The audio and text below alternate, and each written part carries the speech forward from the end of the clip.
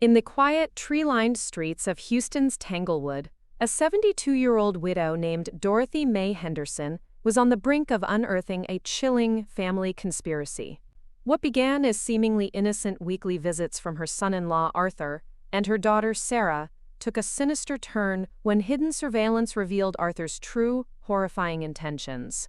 Dorothy Mae Henderson, however, was far from the vulnerable senior they imagined. Before we jump back in, tell us where you're tuning in from, and if this story touches you, make sure you're subscribed, because tomorrow, I've saved something extra special for you. For decades, Dorothy had meticulously built a thriving antique appraisal business, a career that had honed her innate ability to discern hidden agendas and true value, not just in objects, but in people. When she began to sense a calculated manipulation during Arthur's increasingly frequent visits, an unsettling chill crept down her spine. His questions about her health, her daily routine, and her financial affairs, while couched in concern, felt too precise, too probing. It was a subtle shift, almost imperceptible to anyone else, but Dorothy's instincts, sharpened by years of navigating the intricate world of high-value collectibles and human psychology, screamed a silent warning. The catalyst for her decisive action came during a seemingly innocuous family dinner. Arthur, usually reserved, had been unusually insistent about her needing a, quote, support system and safety measures. The words themselves were benign, but the way he uttered them, with a subtle emphasis that hinted at a deeper, unspoken meaning, left Dorothy feeling profoundly uneasy. That night, sleep eluded her. The unsettling feeling festered, growing into a cold certainty that something was amiss. Recalling a news segment about hidden cameras, a desperate thought sparked in her mind: a baby camera. It was small, discreet, and designed to monitor, perfect for her burgeoning suspicions. What began as subtle suspicions was rapidly escalating into a fight for survival against those plotting to steal her independence and her cherished assets. Dorothy Mae Henderson stood at her kitchen window, watching the morning light filter through the ancient pecan trees that had stood sentinel over her Tanglewood home for nearly as long as she had. Her fingers traced the rim of her coffee cup, the delicate porcelain one with the hand-painted bluebirds that her late husband Thomas had given her on their 10th anniversary. Or was it their 12th? The fleeting uncertainty was like a wisp of smoke, there and gone before she could fully grasp it, leaving behind a faint tremor of unease. She knew her morning routine by heart. Coffee first, always from the sturdy French press Thomas had insisted they needed, despite her protests that their old drip machine was perfectly adequate.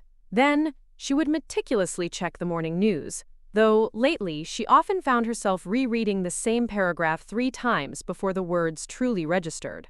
Breakfast followed, steel-cut oats with a drizzle of local honey, just as her mother had prepared them during the lean years of the Depression, when such simple luxuries were earned, not taken for granted. The pill organizers sat on the gleaming marble counter, a small, plastic accusation, Monday through Sunday, morning and evening slots, each compartment a stark reminder of what she was becoming. Rather than the formidable woman she had always been, she opened Tuesday morning's section and carefully counted them out. The blood pressure medication, the cholesterol pill, and the small white tablet that was supposed to slow the relentless march of forgetting. Dr. Chen had explained it all with the careful, measured patience reserved for children and the elderly, but Dorothy understood more than he gave her credit for. The medication might delay the inevitable, but it wouldn't halt it. Independence, she murmured to the empty kitchen, her voice a soft echo in the spacious room, is a luxury that demands constant vigilance. It was a phrase Thomas used to utter during their early years, as they tirelessly built their antique appraisal empire, a name that had become synonymous with discerning taste and uncompromising integrity in Houston's elite circles.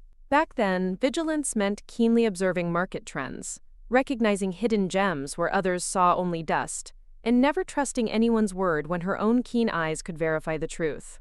Now, at 72, Dorothy was learning that vigilance had taken on an entirely new, far more personal meaning.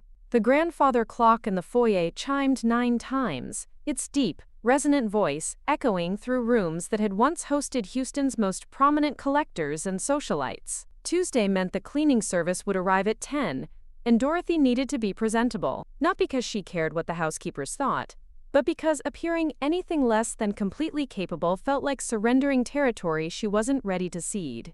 She climbed the sweeping staircase that had impressed oil barons and society wives for 4 decades, her hand steady on the polished mahogany banister. The master bedroom remained largely as it had been when Thomas was alive, his reading glasses still resting on the nightstand, his favorite cologne still in the bathroom medicine cabinet. Some mornings, she still caught herself listening for the familiar sound of his shower, the way he would hum off-key while shaving. By 11:30, Dorothy had managed to coordinate her outfit, navy slacks and a cream silk blouse that neither clashed nor suggested she was trying too hard, and had successfully navigated the morning's small challenges. The coffee maker had cooperated. She'd remembered to take her medications without a second thought, and she'd only had to check her calendar twice to confirm that her daughter Sarah and son-in-law Arthur were coming for dinner. Sarah, her only child, carried Thomas's artistic temperament, but lacked his intuitive understanding of people's underlying motives. At 45, she was a successful art gallery owner, passionate and empathetic in her work, but sometimes willfully blind to the darker complexities of human nature. Her recent marriage to Arthur had been swift, perhaps too swift for a woman still reeling from a devastating business setback that had left her emotionally vulnerable and financially strained. Arthur Sterling, even the name felt foreign on Dorothy's tongue. 8 months married to Sarah, and Dorothy still felt like she was watching a carefully staged performance, rather than witnessing genuine affection. There was something too practiced about Arthur's concern, too calculated in his questions about Dorothy's daily routine and health. But was that intuition, or merely paranoia? Dorothy had built a fortune by trusting her instincts about people. Yet the insidious whispers of early-stage dementia had a way of making everything feel suspect, including her own perceptions. The afternoon passed quietly. Dorothy reviewed some antique portfolios, though she had to admit that keeping track of the intricate details required more concentration than it once had. She spoke briefly with her longtime attorney, Mr. Charles, about routine matters, carefully modulating her voice to sound sharp and engaged. Charles had known her for 30 years, and would be among the first to notice if her mental acuity was slipping. By 5 o'clock she was setting the dining room table with the good china, the delicate floral pattern she and Thomas had selected for their wedding registry. Crystal glasses caught the light from the chandelier, and the silver serving pieces reflected her movements as she arranged everything with the precision of someone who had entertained Houston's power brokers for decades. Arthur arrived at exactly 6:15, punctual as always. He kissed Dorothy's cheek with a warmth that felt almost genuine, and for a fleeting moment she saw the young man, who had once brought her wildflowers from the garden, beaming with pride over his wilted bouquet. "Mother, you look wonderful," he said, though she caught the slight, almost imperceptible flicker of concern in his eyes as he subtly scanned her face looking for signs, markers of decline. Sarah followed 2 steps behind, her smile bright and practiced. "Dorothy, thank you so much for having us. I brought that wine you mentioned liking." She presented a bottle of expensive Bordeaux with a flourish that felt slightly theatrical. Had Dorothy mentioned liking that particular wine? She couldn't recall the conversation, but nodded graciously. How thoughtful. Over dinner, a pot roast with root vegetables, a recipe Dorothy could prepare without consulting notes. The conversation flowed through safe, predictable channels. Arthur discussed a new financial investment project he was considering. Sarah shared anecdotes from her recent art acquisitions, stories that always seemed to cast her as either the victim of difficult circumstances or the hero who overcame them. But Dorothy noticed other things. The way Arthur's eyes subtly tracked around the dining room, taking inventory of the antique sideboard, the valuable Persian rug, the commissioned oil painting of the Houston skyline that Thomas had adored. There was an appraiser's calculation in his gaze, a mental cataloging that made Dorothy's skin prickle. She noticed, too, how Arthur subtly steered the conversation toward Dorothy's daily routine. "Do you find it lonely in this big house, Dorothy? Are you sleeping well? Have you had any incidents since we last saw you?" Incidents? The word hung in the air like smoke from a snuffed candle. "I'm managing quite well," Dorothy replied evenly. "Independence suits me," Arthur shifted uncomfortably. "Mother, We're not questioning your independence. We just want to make sure you have everything you need. Support systems, safety measures. There it was again. That careful, coded language that skirted around the real question. Was she becoming incompetent? Was she a danger to herself? After dinner, while Dorothy served coffee in the living room, she excused herself to retrieve cream from the kitchen. As she reached the swinging door, she heard Arthur's voice, low and urgent.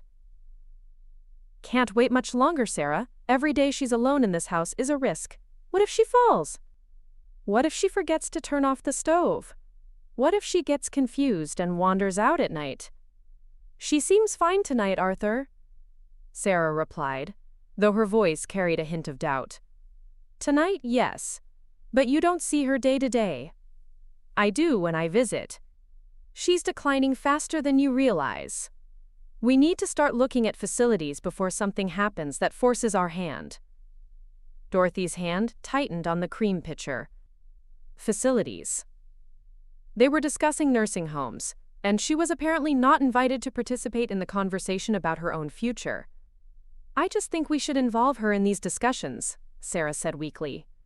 "Involve her in planning her own institutionalization? Sarah, be realistic.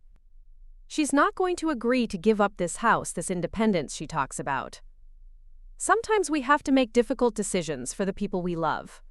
The words struck Dorothy like a physical blow. Not because of their content, but because of their tone. Arthur wasn't discussing a beloved family member's care. He was strategizing the removal of an obstacle. Dorothy returned to the living room with a composure that decades of social events had taught her to maintain even under pressure. She served coffee, made appropriate responses to the continuation of their dinner conversation, and saw them to the door with the same gracious warmth she had shown Houston mayors and oil company executives. But after Arthur's luxury sedan disappeared down the tree-lined street, Dorothy stood in her foyer, her heart racing and her mind sharp with a clarity that felt like the old days, when she could read a contract and spot the buried clause that would bankrupt the unwary, when she could assess a person's character in the first 5 minutes of conversation and know whether they were trustworthy or dangerous. Arthur was dangerous. Not in the way of violence or immediate threat, but in the calculated way of someone who saw Dorothy's assets and independence as obstacles to his own financial security. The question was whether Sarah was complicit or simply blind to her husband's motivations. Dorothy climbed the stairs to her bedroom, but instead of preparing for sleep, she retrieved the laptop her granddaughter Lily had given her last Christmas. Lily had insisted Dorothy needed to stay connected and had patiently taught her the basics of internet navigation. She searched for "baby camera Houston," though the words felt strange to type. Was she really considering surveillance in her own home? Was this paranoia or prudence? The results were overwhelming. Dozens of options. Technical specifications she didn't fully understand. Installation requirements that seemed beyond her capabilities. But mixed among the product listings were articles about elder abuse, about family members who exploited vulnerable relatives, about the warning signs that Dorothy was beginning to recognize in her own situation. By midnight, she had placed an order for a device that promised easy installation and smartphone access. As she closed the laptop, Dorothy felt the weight of what she was doing. She was preparing to spy on her own family, to gather evidence of betrayal she hoped she wouldn't find. But 45 years of marriage to a man who had taught her that trust without verification was folly had prepared her for this moment. Thomas would have been proud of her vigilance, even as he would have been heartbroken by its necessity. The last thing Dorothy did before sleep was to make a note in the small journal she kept by her bedside. Tuesday, October 15th. Ordered security system. Trust, but verify. Always verify. Outside, the October wind moved through the pecan trees with a sound like whispered warnings, and Dorothy Mae Henderson fell asleep, planning her own protection with the strategic mind that had once conquered Houston's antique market, now focused on the more personal battlefield of family loyalty and betrayal. Arthur's hand trembled slightly as he set down his coffee cup in the upscale cafe on Westheimer, the ceramic making a sharper sound against the saucer than he'd intended. 3 days had passed since the dinner at his mother-in-law's house, and his own words about facilities and declining conditions echoed in his mind with increasing urgency. He stared at the assisted living brochures spread across the small table like evidence of his own failure as a son-in-law, a man who believed he was acting in his wife's best interest, yet felt a gnawing unease. Meanwhile, 15 miles away in Tanglewood, Dorothy stood in her living room, staring at the small cardboard box that had arrived that morning. The baby camera looked impossibly complicated, even in its packaging. Multiple cables, an instruction manual thick enough to stop a door, and warnings about network connections that might as well have been written in Sanskrit. She had managed many things in her 72 years. She had negotiated million-dollar antique deals with men who assumed her gender made her naive. She had managed household staff, entertained Houston's elite, and kept meticulous financial records that would impress any CPA. But this small electronic device felt like trying to decode nuclear physics. "Come on, Dorothy," she muttered to herself, echoing Thomas's voice from years past when he'd encouraged her to learn the new computer systems for their antique business. "You didn't build an empire by being intimidated by technology." The doorbell's chime interrupted her internal pep talk. Through the beveled glass of the front door, she could see Lily's distinctive blue compact car in the circular drive. Her granddaughter's Tuesday study sessions had become one of Dorothy's favorite routines, a bright spot of genuine affection in weeks that had begun to feel increasingly hollow. Lily Henderson burst through the door with the boundless energy that had made her a formidable presence in every room since she was 5 years old. At 22, she carried herself with the confident stride of someone who had learned early that speaking up was often the only way to be heard in a family of strong personalities. "Grandma D," Lily called out, using the nickname she'd given Dorothy when she was too young to pronounce Grandma Dorothy properly. She dropped her University of Houston social work textbooks on the hall table and immediately noticed the cardboard box in Dorothy's hands. "What's that?" Lily asked, her social worker instincts already picking up on the subtle tension in Dorothy's posture. Dorothy hesitated. How did one explain to their granddaughter that they were preparing to spy on their own family? "It's a security device for the house," she finally managed. Lily's expression shifted from casual curiosity to sharp attention. In her social work program, she'd learned to recognize the subtle signs when elderly clients were experiencing family pressure or manipulation. The fact that her grandmother, a woman who had never shown fear of anything, was suddenly concerned about home security, triggered every protective instinct Lily possessed. "What kind of security device?" Lily asked gently, settling onto the sofa beside Dorothy. Dorothy found herself telling Lily everything. The subtle changes in Arthur's behavior, the calculating looks around the house, the overheard conversation about facilities and declining conditions. As she spoke, she watched Lily's expression grow darker, her jaw tightening with each revelation. "I knew it," Lily said finally, her voice carrying a mixture of anger and vindication. "I've been watching him since Mom's wedding, and something has always felt off." "You've noticed it too?" Dorothy felt a surge of profound relief that her perceptions weren't entirely the product of a confused mind. "Grandma, I'm studying social work with a focus on elder advocacy. I know the warning signs of financial elder abuse, and Arthur hits almost every marker." Lily's voice carried the authority of her academic training, combined with the fierce passion of personal investment. Lily took the baby camera from Dorothy's hands and examined it with the technological fluency of her generation. "This is actually a really good choice. Small, wireless, and it connects to your smartphone for remote viewing." "I don't have a smartphone," Dorothy admitted, a slight blush creeping up her neck. "We'll fix that today," Lily said decisively, a determined glint in her eyes. "But first, let's get this set up properly." For the next hour, Lily transformed from granddaughter to technical consultant. She downloaded the camera's app, configured the wireless network settings, and found the perfect, discrete location for the device, hidden among the decorative items on the living room mantelpiece, with a clear, unobstructed view of the main seating area, where most family conversations took place. "The key," Lily explained, as she meticulously adjusted the camera's angle, "is that it looks completely natural. Just another small decorative object in a room full of valuable things." As they worked together, Dorothy felt something she hadn't experienced in months: the profound sense of having a true ally. Lily didn't question her mental capacity, or suggest that her concerns were products of confusion. Instead, she treated Dorothy's instincts with the unwavering respect they deserved. "There's something else," Lily said as she finished the installation. "I think we need to document everything. If Arthur is planning what I think he's planning, we'll need more than just suspicions." "What exactly do you think he's planning?" Dorothy asked, though a cold dread in the pit of her stomach already knew the answer.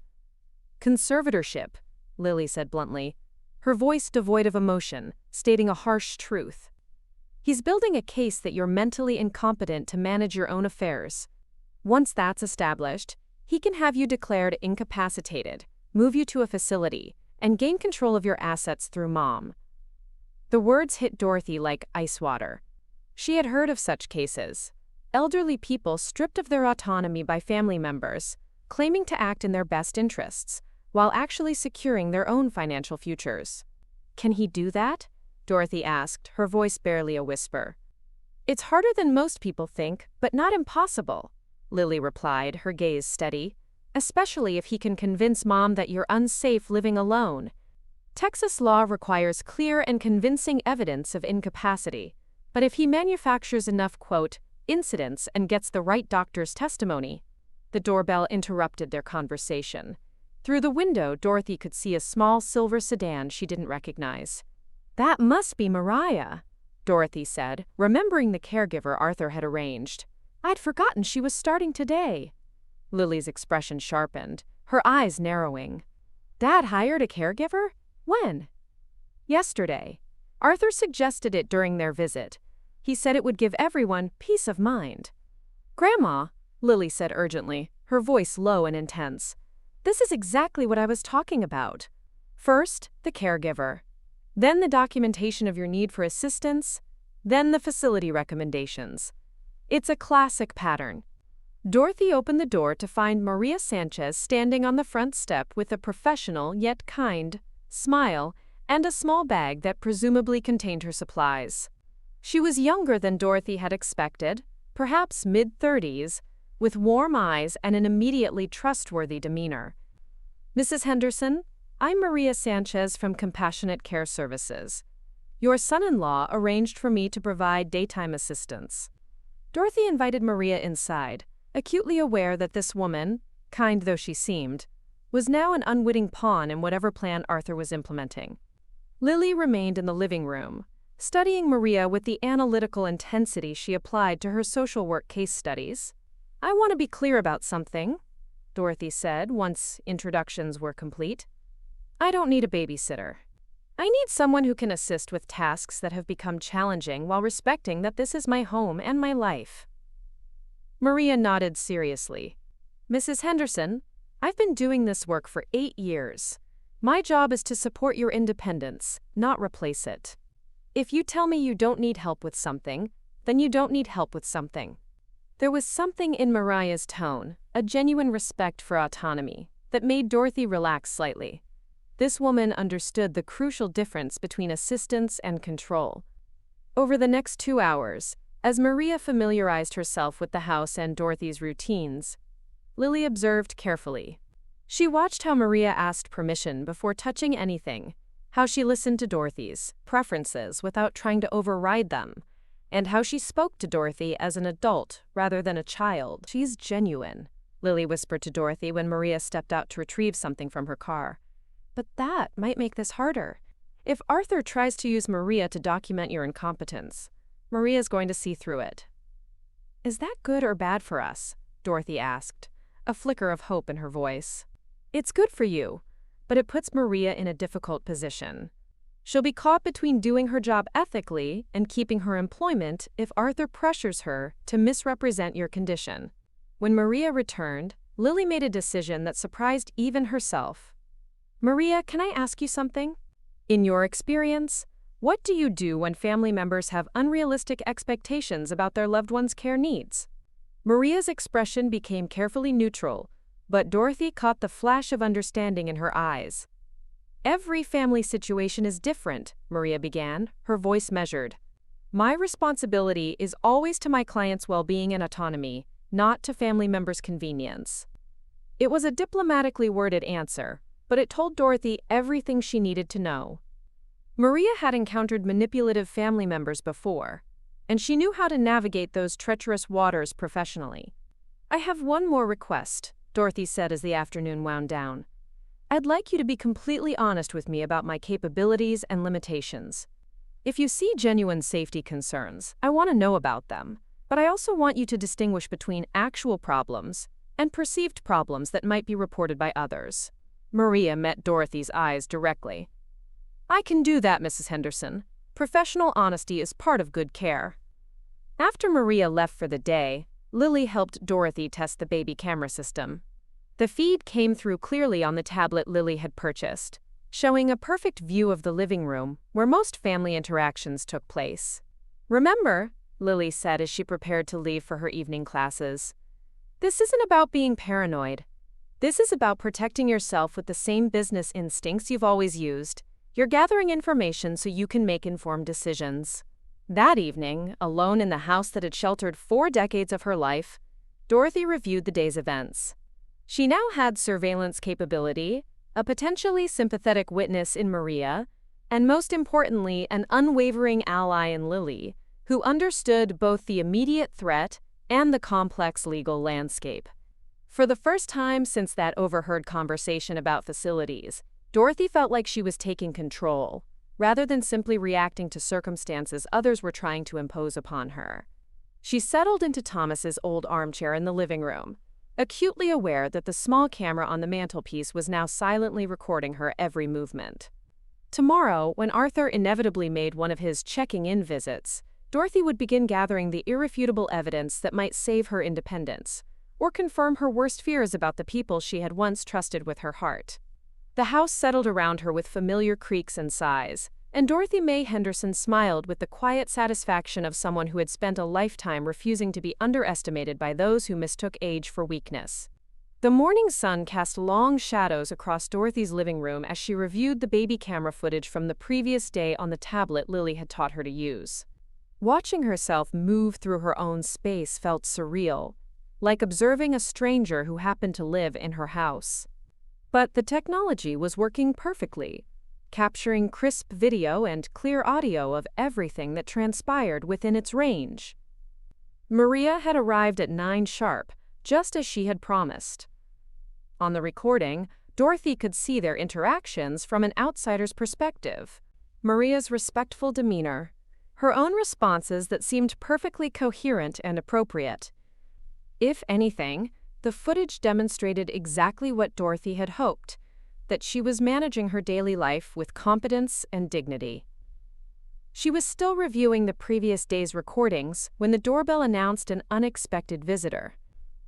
Through the front window, Dorothy could see Arthur's white luxury SUV in the driveway, a visit that hadn't been scheduled, which immediately put Dorothy on high alert. "Dorothy, I hope you don't mind me dropping by," Arthur said when Dorothy opened the door. His smile was bright and practiced, but Dorothy noticed how his eyes immediately began scanning the foyer, taking inventory as they always did. "Of course not," Dorothy replied, though she minded very much. Unannounced visits felt like intrusions, territory markers being placed by someone establishing dominance. "Maria is here, preparing lunch in the kitchen." "Perfect," Arthur said, stepping inside without waiting for an explicit invitation. "I wanted to see how you're adjusting to having help. Sarah and I were so worried about you being alone all day." Dorothy led Arthur into the living room, acutely aware that every word and gesture was now being recorded by the small device hidden among her treasured family photographs. The irony wasn't lost on her.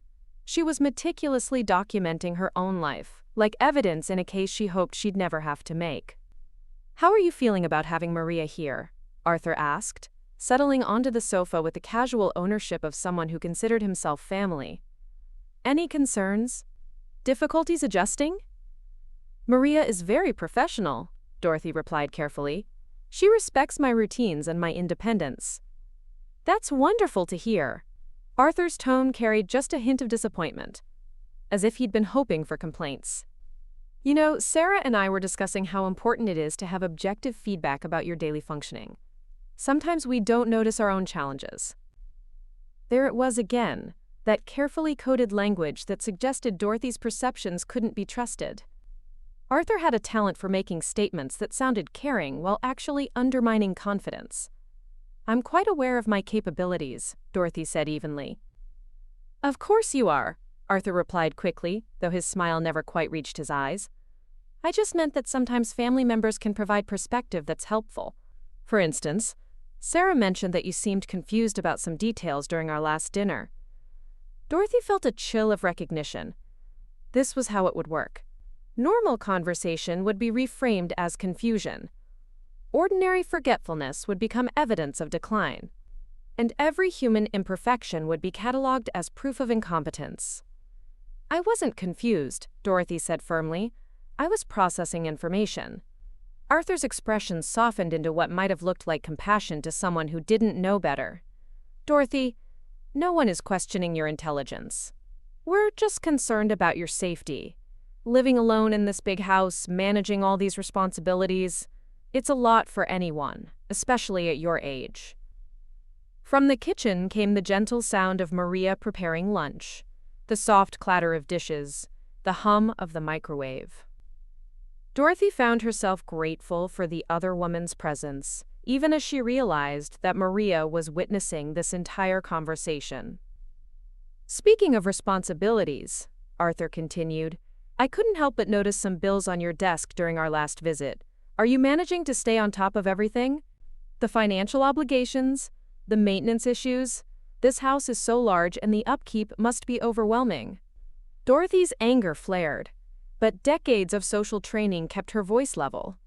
"I've been managing my finances successfully for over 40 years. "I'm sure you have," Arthur said soothingly. "But maybe it's time to consider simplifying things. Reducing the burden on yourself.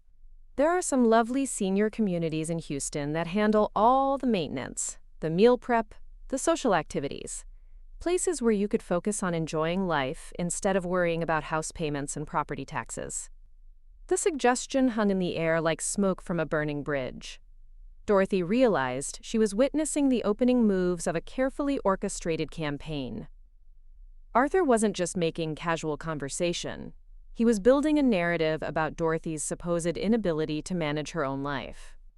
"I enjoy managing my life," Dorothy said carefully.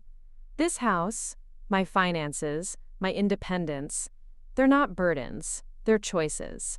But are they safe choices?" Arthur asked, leaning forward with practiced concern.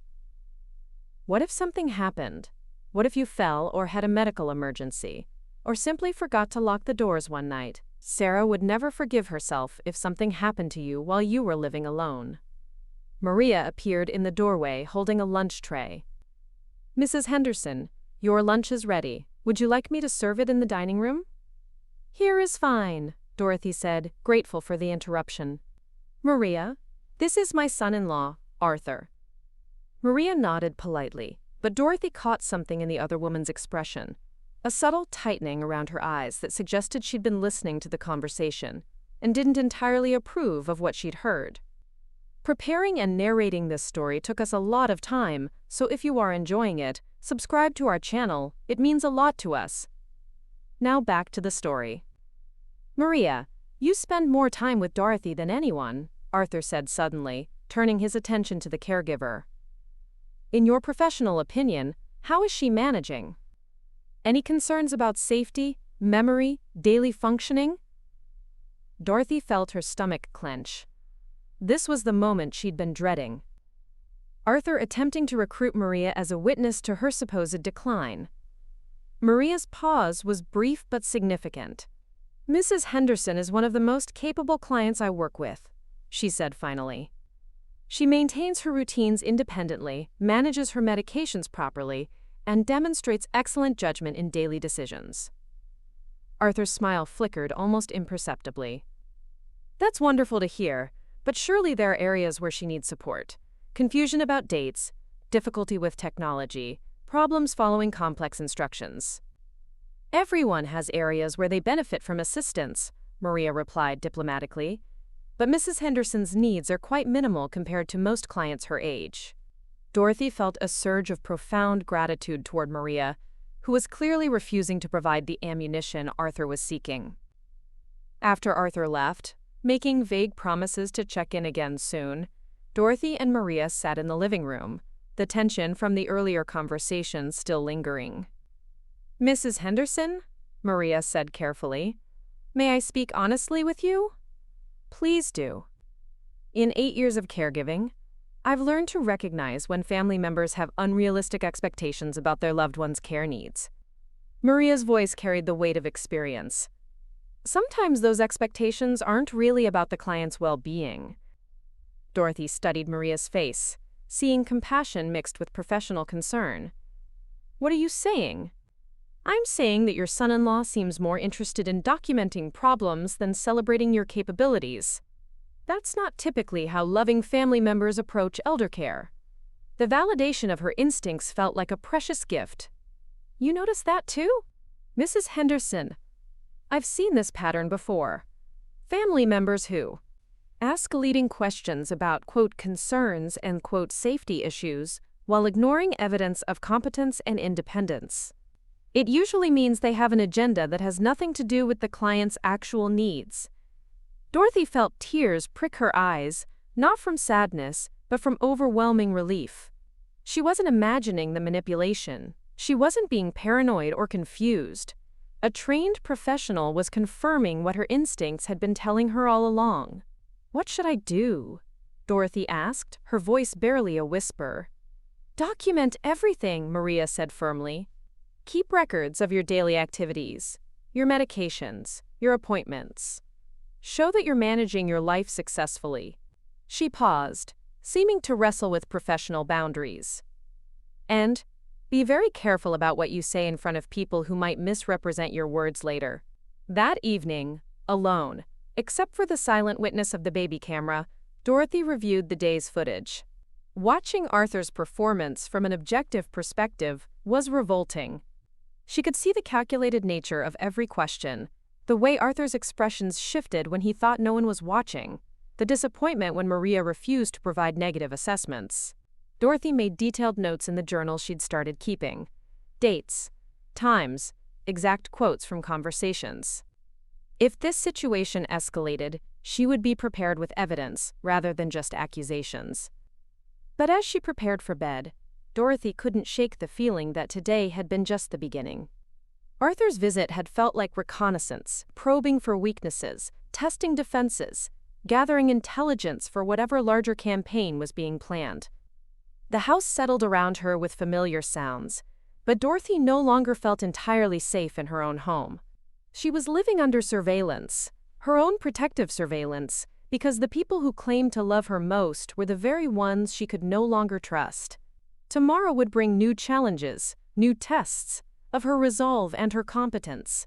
But tonight, Dorothy Mae Henderson fell asleep with the satisfaction of knowing that she was no longer fighting blind. She had eyes and ears documenting every move in this chess game, and she intended to stay several moves ahead of anyone who underestimated the strategic mind that had built an empire and would now defend her right to keep it.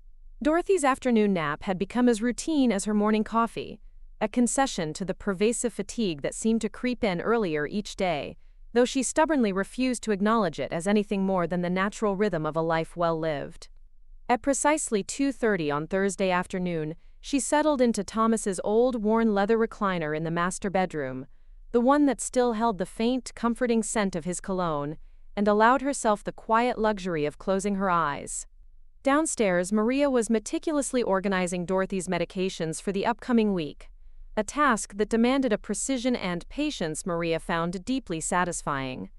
The pill organizer sat open on the kitchen counter like a small plastic calendar, each compartment carefully filled according to Dr. Chen's detailed instructions. Maria took immense pride in this work, ensuring that her clients maintained their health and independence through proper medication management was, in her professional estimation, one of the most vital aspects of her job. She saw it as a cornerstone of dignified care, a small but significant act of vigilance against the creeping vulnerabilities of age. The soft, melodic chime of the front doorbell abruptly shattered the quiet afternoon routine. Maria glanced instinctively toward the sweeping staircase, but there was no sound, no movement from Dorothy's room above. The medication sorting was at a critical point, a delicate balance of colors and dosages. She had pills counted out for 3 more days and couldn't abandon the task without risking errors that could profoundly affect Dorothy's fragile health. Through the intricate beveled glass of the front door, Maria could clearly discern Arthur's white luxury SUV in the driveway.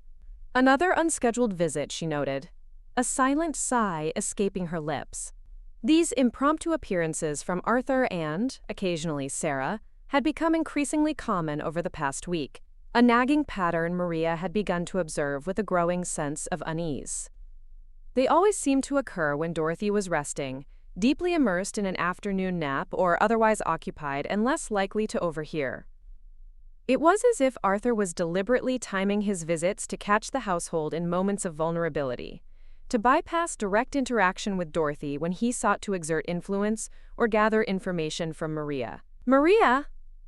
Arthur's voice, a familiar baritone, called through the front door, imbued with an affected cheerfulness that grated on Maria's nerves. "It's Arthur. Sarah asked me to stop by and check on things." Maria wiped her hands on a dish towel, her movements slow and deliberate, a small act of defiance.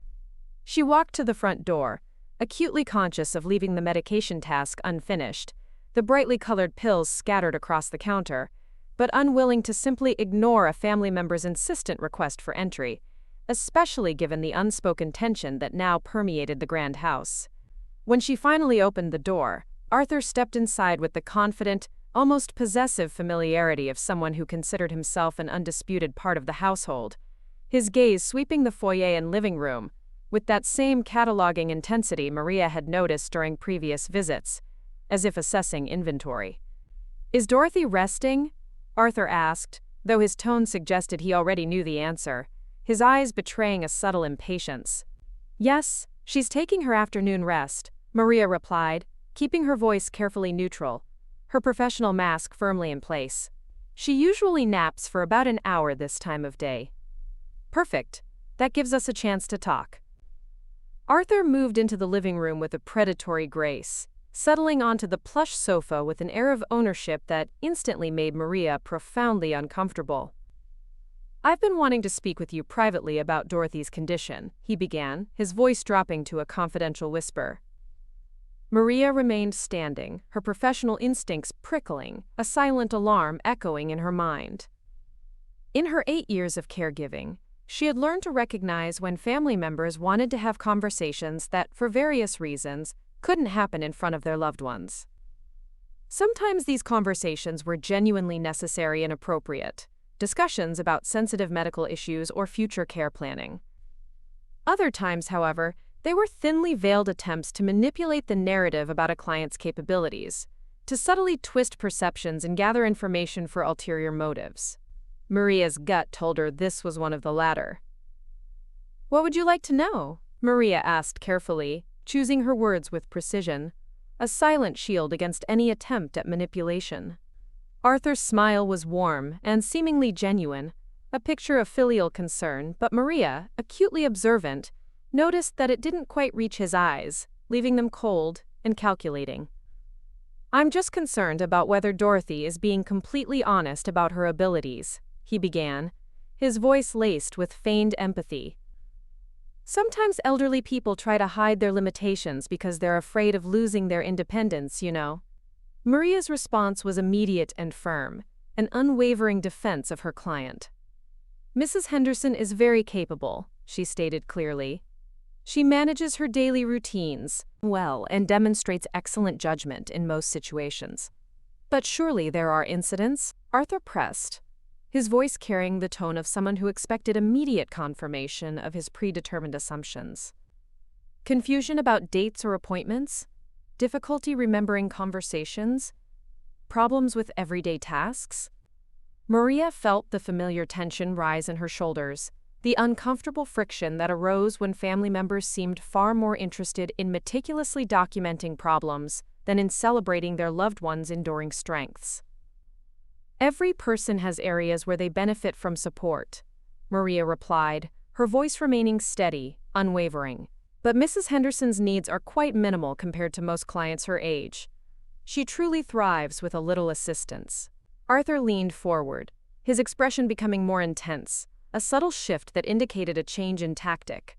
Maria, I need you to understand something. Sarah and I are trying to make the best decisions for Dorothy's future, but we need accurate information about her current functioning. If you're not being completely honest about her limitations, you're not helping her. You're potentially putting her in danger. The implied threat, a veiled accusation of professional negligence, hung heavily in the air between them, a poisonous miasma.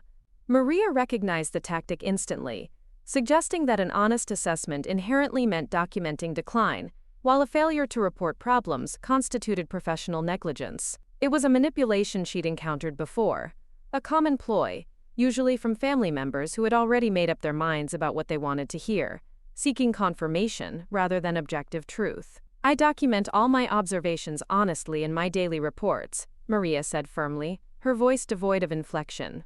Mrs. Henderson receives appropriate assistance with tasks that challenge her while maintaining independence in areas where she's fully capable. Arthur's expression shifted subtly, and Maria caught a brief glimpse of something harder, colder, beneath the veneer of concerned son-in-law. A flicker of impatience, a shadow of disdain. Maria, let me be direct with you. Arthur's voice dropped, becoming low and conspiratorial, a tone meant to intimidate. Dorothy is declining faster than she wants to admit. We're looking at residential care options, but we need professional documentation of her needs to make the transition smoother. Your cooperation in this process would be greatly appreciated. The words sent a chilling sensation through Maria's professional instincts. She was being asked, quite explicitly, to misrepresent her client's condition, to actively falsify her observations to support a predetermined, hidden outcome. In her extensive experience, when family members spoke about residential care with this kind of raw urgency, particularly when the client was still managing perfectly well at home, the underlying motivation was rarely the elderly person's actual welfare. Mrs. Henderson hasn't expressed any interest in residential care, Maria said carefully, her voice remaining polite but firm. She seems quite committed to maintaining her independence here. Arthur's laugh was sharp and humorless, a harsh, grating sound that filled the elegant living room. Maria, you have to understand that Dorothy's judgment about her own capabilities isn't reliable anymore. She's living in the past, thinking she can manage things the way she did 20 years ago. Sometimes we have to make difficult decisions for people we love, even when they don't understand why those decisions are necessary. Maria felt her professional ethics training kick in like a protective reflex, a surge of principled resolve. What Arthur was describing, making major life decisions for someone against their explicit will, based on unsubstantiated assumptions about their incapacity, was precisely the kind of situation that elder advocates tirelessly warned caregivers to watch for, the very essence of exploitation. Has Mrs. Henderson been evaluated by a physician for cognitive decline? Maria asked, her gaze steady, unwavering, seeking concrete evidence beyond Arthur's vague assertions. We're working on that, Arthur replied vaguely, deflecting the question. But in the meantime, we need your help building a case for what's best for her. Surely you've noticed incidents that would support the need for more structured care. The request was now explicit, undeniable. Arthur wanted Maria to manufacture, or at the very least, exaggerate incidents that could be used to justify institutionalizing Dorothy against her will.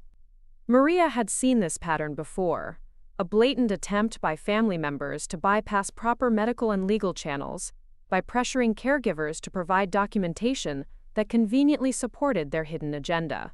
I can only report what I observe, Maria said firmly, her professional integrity standing as an impenetrable wall. And what I observe is a woman who is managing her life with appropriate support. Arthur's expression hardened completely, the last vestige of the mask of concern finally slipping away, revealing the cold, calculating individual beneath. Maria, I think you're misunderstanding the situation here. Dorothy is not just my mother-in-law. She's family, and family decisions sometimes require difficult choices. Your job is to provide care, not to interfere with family planning. The threat was now explicit, unmistakable.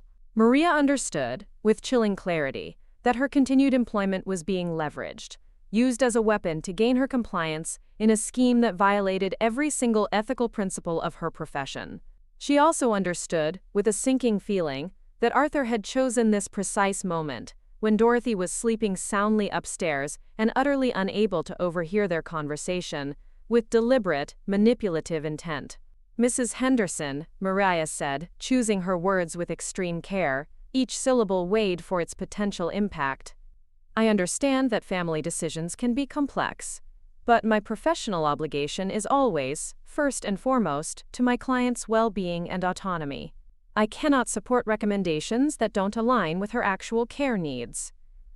Arthur stood up abruptly, his composure cracking further, a vein throbbing visibly in his temple. "Let me make something very clear, Maria. This family has significant resources and influence in Houston. We can ensure that you continue to have work, or we can make it very difficult for you to find employment in elder care. The choice is yours." Maria felt her heart hammering against her ribs, a frantic drumbeat of fear, but years of dealing with difficult, demanding family dynamics had taught her to remain calm, even under immense pressure. "I appreciate your directness, Mr. Sterling," Maria said, her voice steady despite the internal tremor. "It helps me understand the situation clearly." "Good," Arthur said, apparently mistaking Maria's quiet, composed response for compliant agreement. "I'm glad we understand each other. Now, about documenting Dorothy's need for increased supervision." "What I understand," Maria interrupted quietly, her voice gaining a surprising strength, "is that you're asking me to misrepresent my client's condition to support a decision she doesn't want. That's not something I can do." Arthur's face flushed with a dark, furious anger. "You're making a serious mistake, Maria. Dorothy is going to end up in residential care, whether you cooperate or not. The only question is whether you'll still have a job when that happens. If Mrs. Henderson needs residential care based on a legitimate medical assessment, I'll support that transition completely," Maria replied, her resolve hardening. "But I won't manufacture problems that don't exist." Arthur moved closer, his voice dropping to a whisper that carried more menace than any shout could have. "Listen to me very carefully. Dorothy is sitting on millions of dollars in property while living like a recluse in this oversized museum. She's becoming a danger to herself, and it's only a matter of time before something happens that forces everyone's hand. When that happens, people who were helpful will be remembered. People who were obstructive will be forgotten." The naked, predatory greed in Arthur's voice made Maria's stomach churn, a wave of profound nausea washing over her. This wasn't about Dorothy's welfare. It was, undeniably, about gaining control of valuable assets by manufacturing a crisis that would justify forcibly removing Dorothy from her beloved home. "You know what I think?" Arthur continued, his voice gaining a chilling confidence as he apparently mistook Maria's stunned silence for wavering resolve. "I think you should just focus on doing your job. Keep Dorothy comfortable, keep her calm, and when the time comes for transitions, don't complicate things. Just stay close until she dies, and everyone will be happier for it." The words hung in the air like a noxious gas, suffocating Maria. She felt physically sick at the casual cruelty of the statement, the utterly dehumanizing reduction of a vibrant, intelligent woman to a mere obstacle, a problem to be managed until she was no longer inconvenient. "I think," Maria said slowly, her voice laced with quiet defiance, "that Mrs. Henderson deserves genuine care and respect, not pretense." Arthur laughed, a sound devoid of any warmth, any humanity. "Maria, you're being naive. Dorothy is going to die in the next few years, whether she's here or in a facility. The question is whether she does it while burning through money that could benefit the people who will survive her, or whether she does it in a place where professionals can manage her decline efficiently." The casual, chilling discussion of Dorothy's inevitable death, as nothing more than a financial planning opportunity, left Maria utterly speechless. She had encountered family members who were impatient about inheritances, but never, in her entire career, had she met someone who spoke so openly, so callously, about viewing an elderly relative as an expensive inconvenience. "Think about what I've said," Arthur continued, his tone returning to something approximating pleasantness. A deceptive mask. "You seem like a smart woman with children to support. Make the right choice here." From upstairs came the soft sound of movement. Dorothy, stirring from her nap. Arthur's expression immediately shifted back to its practiced concern, his face morphing back into the sympathetic role. "I should go," he said quickly, his voice regaining its false pleasantness. "Sarah will be checking in later to see how Dorothy is doing. I trust you'll have positive things to report about our conversation." Maria nodded noncommittally, not trusting herself to speak, her throat tight with a potent mix of fear and righteous anger. She walked Arthur to the door and watched his white SUV disappear down the tree-lined street, her mind racing with the profound implications of what she had just witnessed, the chilling revelation of a truly dark agenda. When Dorothy appeared at the top of the stairs a few minutes later, looking refreshed and alert from her nap, Maria struggled internally to maintain her professional composure. How could she possibly continue providing care to someone while knowing with absolute certainty that her family members were actively plotting to destroy her independence, to essentially imprison her for financial gain? The ethical dilemma weighed heavily on her. "Did I hear the doorbell earlier?" Dorothy asked as she descended the stairs, her gaze piercing, observant. "Your son-in-law stopped by?"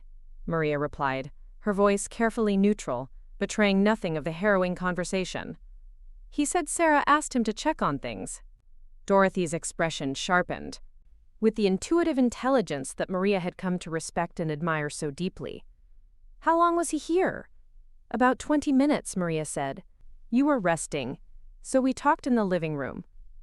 Dorothy nodded slowly, and Maria caught something in her eyes, a weariness that suggested the older woman's instincts were picking up on subtle undercurrents, sensing truths that others might easily miss. "Maria," Dorothy said carefully, her voice low and direct, "if anyone ever asks you to misrepresent my condition or my capabilities, you'll tell me, won't you?" The question hit Maria like a physical blow, a sudden, sharp impact.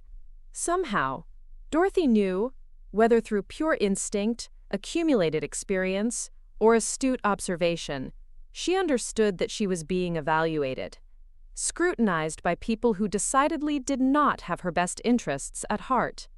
"Yes, Mrs. Henderson," Maria said firmly, her voice unwavering, infused with conviction. "I will always be honest with you about anything that affects your care." Dorothy smiled, the first truly genuine smile Maria had seen from her all week. A warm, radiant expression that lit up her face. "Thank you. That means more to me than you might realize." As the afternoon faded into evening, Maria completed her shift with the heavy weight of Arthur's words pressing on her consciousness. She had been threatened, subtly bribed, and explicitly asked to participate in what amounted to elder abuse. More importantly, she had been a witness to the casual, chilling cruelty with which Dorothy's own family discussed her future, her very existence reduced to a financial calculation. The hidden baby camera on the mantelpiece had recorded every word, every fleeting expression, every chilling moment of the conversation that had revealed the true, insidious intentions of people Dorothy had trusted with her heart. Tomorrow, when Dorothy reviewed the footage, she would finally understand the full, terrifying scope of the threat she was facing. But tonight, Maria drove home to her own children with the profound, unsettling knowledge that she had chosen professional integrity over job security, and that choice, she knew, might very well cost her the employment she desperately needed. Still, as she thought about Dorothy's grateful smile and the unwavering trust the older woman had so freely placed in her, Maria knew, deep in her conscience, that she had made the only choice she could possibly live with. Some things, she reflected as she navigated the evening traffic, were simply more important than survival. Dignity was, without a doubt, one of them. Dorothy's hands trembled slightly as she reached for the tablet Lily had given her. The morning light, usually a comforting presence streaming through the bedroom windows, did nothing to warm the profound chill that had settled deep in her bones since waking.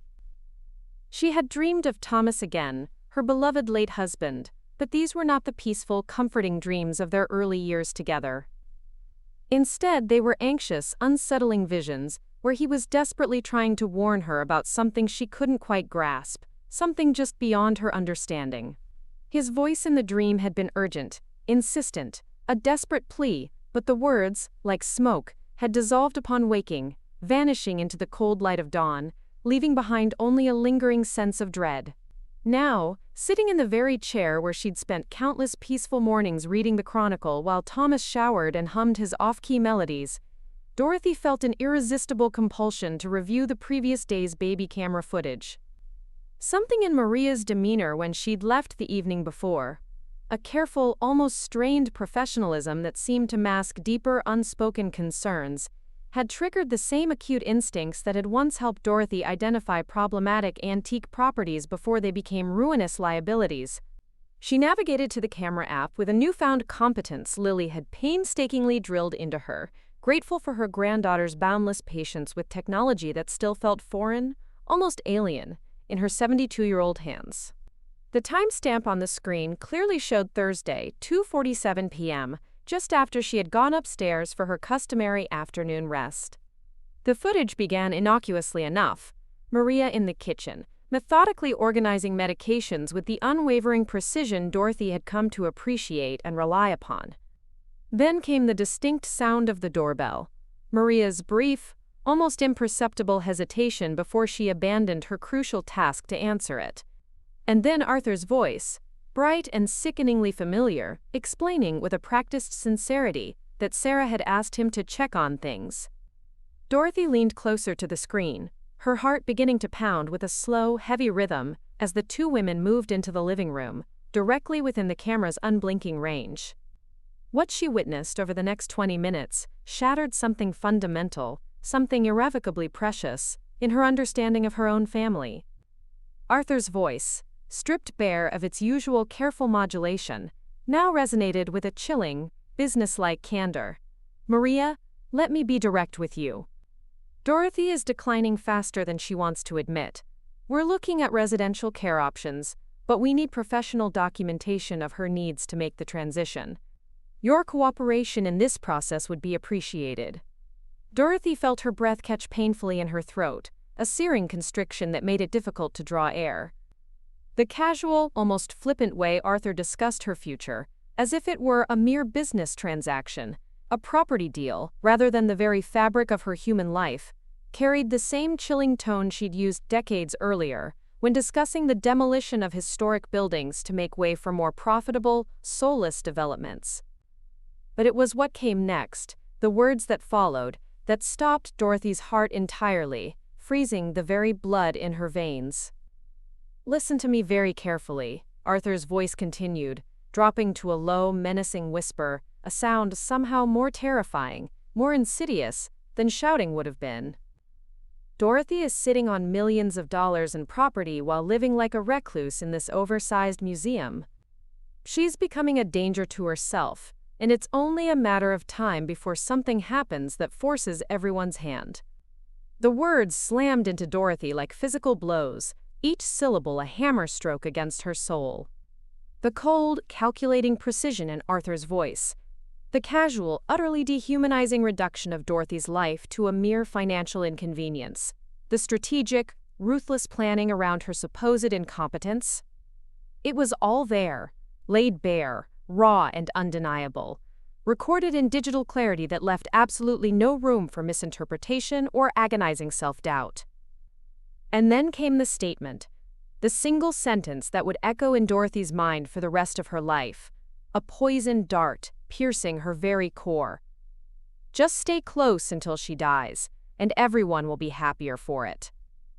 Dorothy set the tablet down with hands that had begun to shake uncontrollably, a violent tremor that spread through her entire body. The words, Arthur's casual, monstrous words, reverberated through her consciousness like shockwaves from a devastating explosion, each repetition revealing new, deeper layers of unimaginable cruelty and profound, unforgivable betrayal.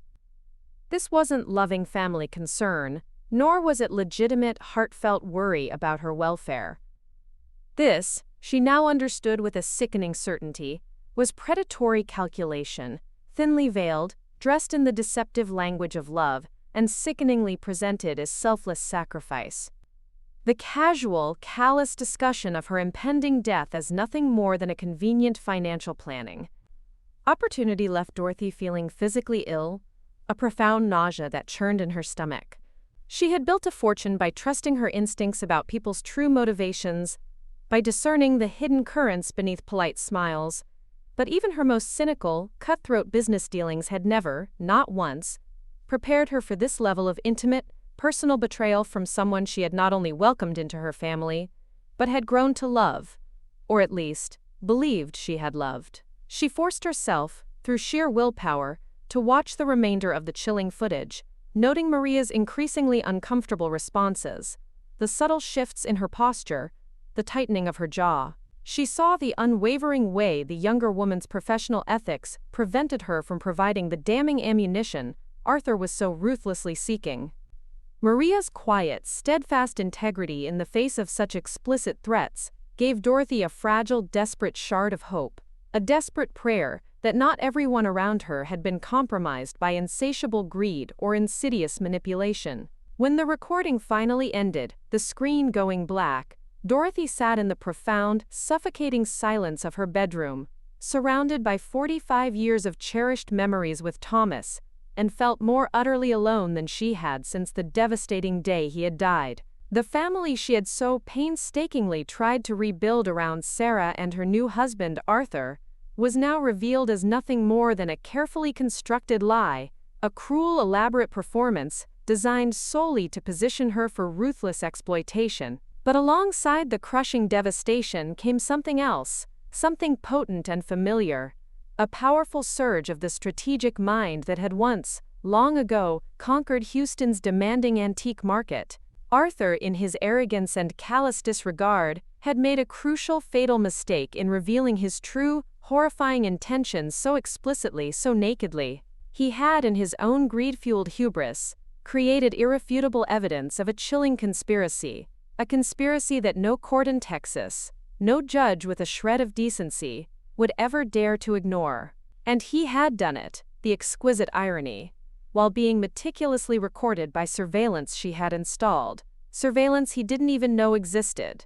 Dorothy reached for her phone, her fingers still trembling, and dialed the number she had memorized years ago, but never, not in her wildest nightmares, expected to use. St. Jude's Parish, Father Thomas speaking.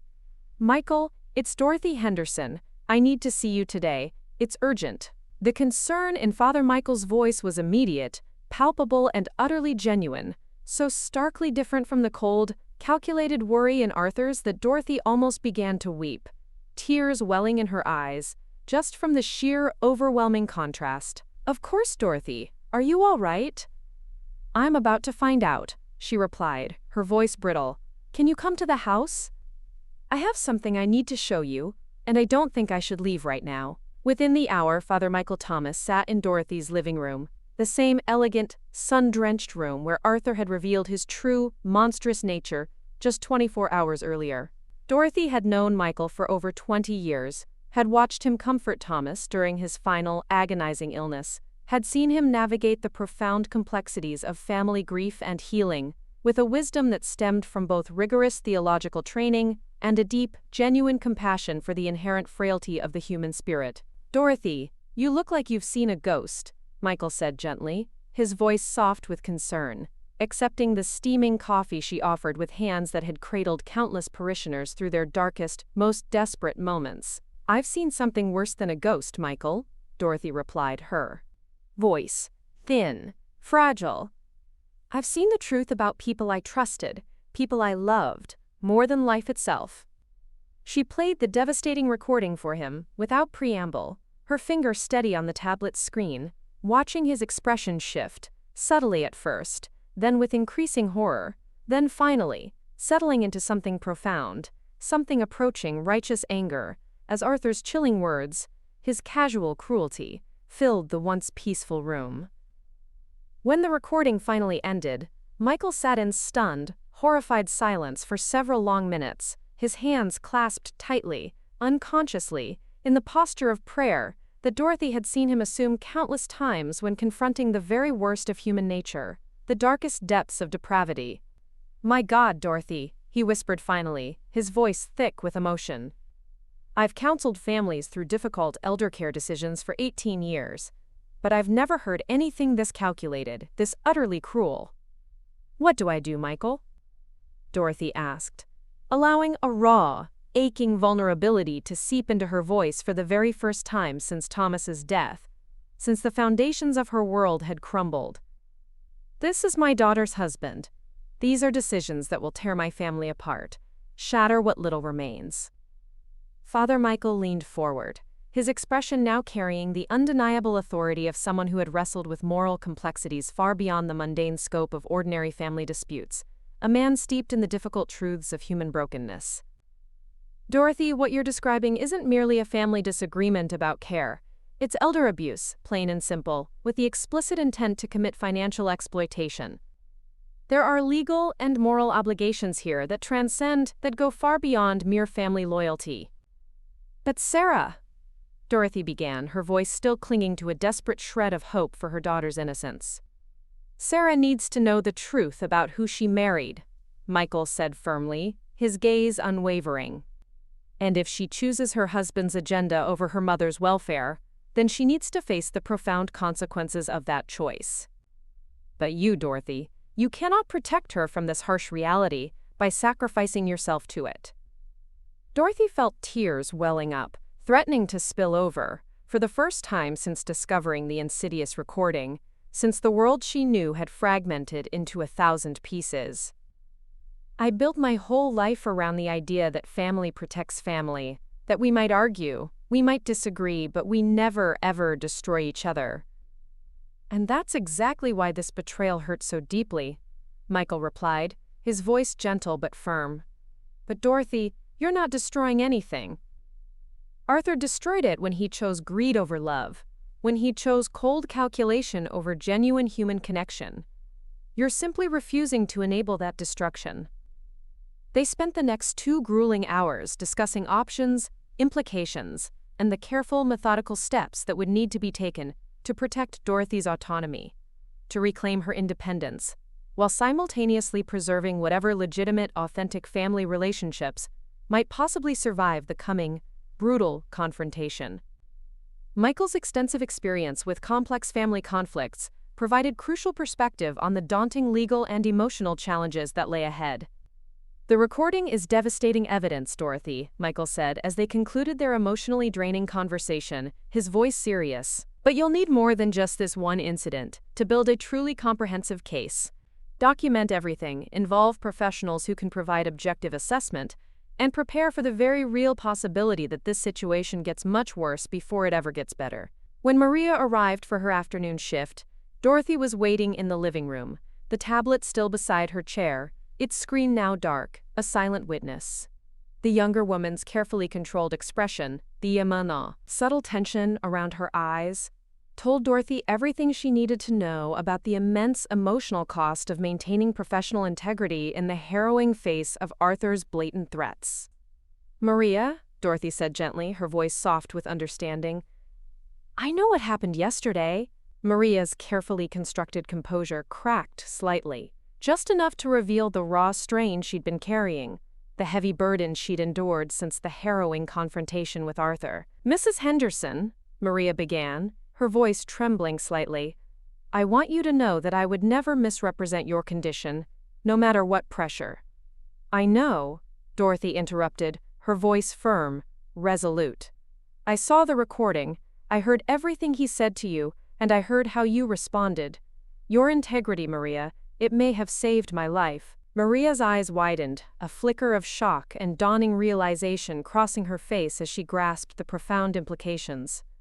"You recorded the conversation?" "I've been recording everything for the past week," Dorothy admitted, her gaze steady, unwavering. "My instincts told me something was wrong, something was deeply amiss, but I needed irrefutable proof. Yesterday, Maria, I got more proof than I ever, in my wildest dreams, wanted." Maria sank down heavily onto the sofa, the full, crushing weight of the situation finally hitting her, impacting her like a physical blow. "Mrs. Henderson, he threatened my job, my very ability to work in this field, to provide for my children, but what he was asking me to do, I couldn't live with myself if I'd agreed to it. You did the right thing, Maria, Dorothy said firmly, emphatically. And I'm going to make sure you don't suffer for doing it. But I need you to understand that this situation is about to become much, much more complicated. There are going to be legal proceedings, painful family confrontations, and probably desperate attempts to discredit both of us. Maria nodded slowly, absorbing the gravity of Dorothy's words. What do you need from me? The truth, Dorothy replied simply, her voice clear and strong. Document everything accurately, maintain your professional standards, and trust that justice will ultimately prevail. And Maria, thank you for seeing me as a person worth protecting rather than a problem to be managed. As the afternoon faded into evening, Maria completed her shift with the heavy, lingering weight of Arthur's cruel words pressing on her consciousness. She had been explicitly threatened, subtly bribed, and boldly asked to participate in what amounted to elder abuse, a profound violation of her ethical code. More importantly, she had been a horrified witness to the casual, chilling cruelty with which Dorothy's own family discussed her future, her very existence callously reduced to a cold financial calculation. The hidden baby camera on the mantelpiece, now a silent, omniscient witness, had recorded every whispered word, every fleeting expression, every chilling moment of the conversation that revealed the true, insidious intentions of people Dorothy had once trusted with her heart. Tomorrow, when Dorothy reviewed the damning footage, she would finally understand the full, terrifying scope of the threat she was facing. But tonight, Maria drove home to her own children, with the profound, unsettling knowledge that she had chosen professional integrity over job security. And that choice, she knew, might very well cost her the employment she desperately needed to survive. Still, as she thought about Dorothy's grateful smile, that small, genuine beacon of hope, and the unwavering trust the older woman had so freely placed in her, Maria knew, deep in her conscience, that she had made the only choice her moral compass would allow. Some things, she reflected as her car cut through the darkening streets, were simply more important than mere survival. Dignity, she concluded, was undeniably one of them. The Harris County District Attorney's Office occupied a modern, imposing glass building in downtown Houston, a structure Dorothy had driven past thousands of times, but never, in her wildest imaginings, thought she would enter as anything other than a casual visitor on mundane civic business. Now, sitting stiffly in the stark waiting area, with Lily firmly beside her and a thick, meticulously organized folder of irrefutable evidence resting heavily in her lap, she felt the immense, crushing weight of decisions that would irrevocably alter the very landscape of her family, shattering it beyond recognition. 3 days had agonizingly passed since her profound conversation with Father Michael. 3 days of careful, deliberate preparation and meticulous documentation that had, piece by agonizing piece, transformed her from a bewildered, vulnerable victim into a resolute, determined prosecutor in the most agonizing case of her own life. Lily, with her sharp mind and unwavering dedication, had been absolutely instrumental in this transformation, tirelessly researching intricate Texas elder abuse laws, organizing the overwhelming mountain of digital and written evidence, and patiently helping Dorothy understand the complex, unforgiving legal framework that would inevitably govern whatever came next. "Detective Miller will see you now," the crisp, efficient voice of the receptionist announced, pulling Dorothy from her swirling thoughts. With a deep breath, Dorothy followed Lily down a long, sterile hallway lined with generic motivational posters about community safety and the abstract concept of justice, each image a stark contrast to the very personal, very raw injustice she was about to lay bare. Detective Sarah Miller was younger than Dorothy had expected, perhaps in her early 40s, with the kind of direct, unblinking gaze that Dorothy immediately associated with seasoned professionals, who had, unfortunately, seen far too much of human nature's darker, more depraved side. Her office was small, almost Spartan, but meticulously organized, with neat stacks of case files piled in precise, daunting columns and a scattering of cherished family photos that suggested she understood, intimately, the profound complexities of balancing professional duty with the messy, unpredictable demands of personal relationships. Mrs. Henderson, I appreciate you coming in, Detective Miller said, her voice calm and authoritative, gesturing for Dorothy and Lily to take the two worn chairs directly across from her functional metal desk. I understand you have some deeply concerning issues regarding potential elder abuse within your family. Dorothy had rehearsed this moment countless times in her mind, turning phrases over and over, preparing arguments, but sitting here, face to face with a stern police detective, made the stark, brutal reality of her situation feel suddenly, horrifyingly official, undeniably real. Detective, Dorothy began, her voice clear despite the tremor in her heart. I have irrefutable evidence that my son-in-law, Arthur Sterling, is actively attempting to have me declared incompetent in order to illegally gain control of my assets. Detective Miller opened a fresh, unblemished file folder, its crisp, white pages, a symbol of the new chapter, and retrieved a small digital recorder. With your permission, Mrs. Henderson, I'd like to record our conversation. This helps us ensure absolute accuracy and can be referenced later if needed. Of course, Dorothy replied, noting the detective's professional, almost clinical manner.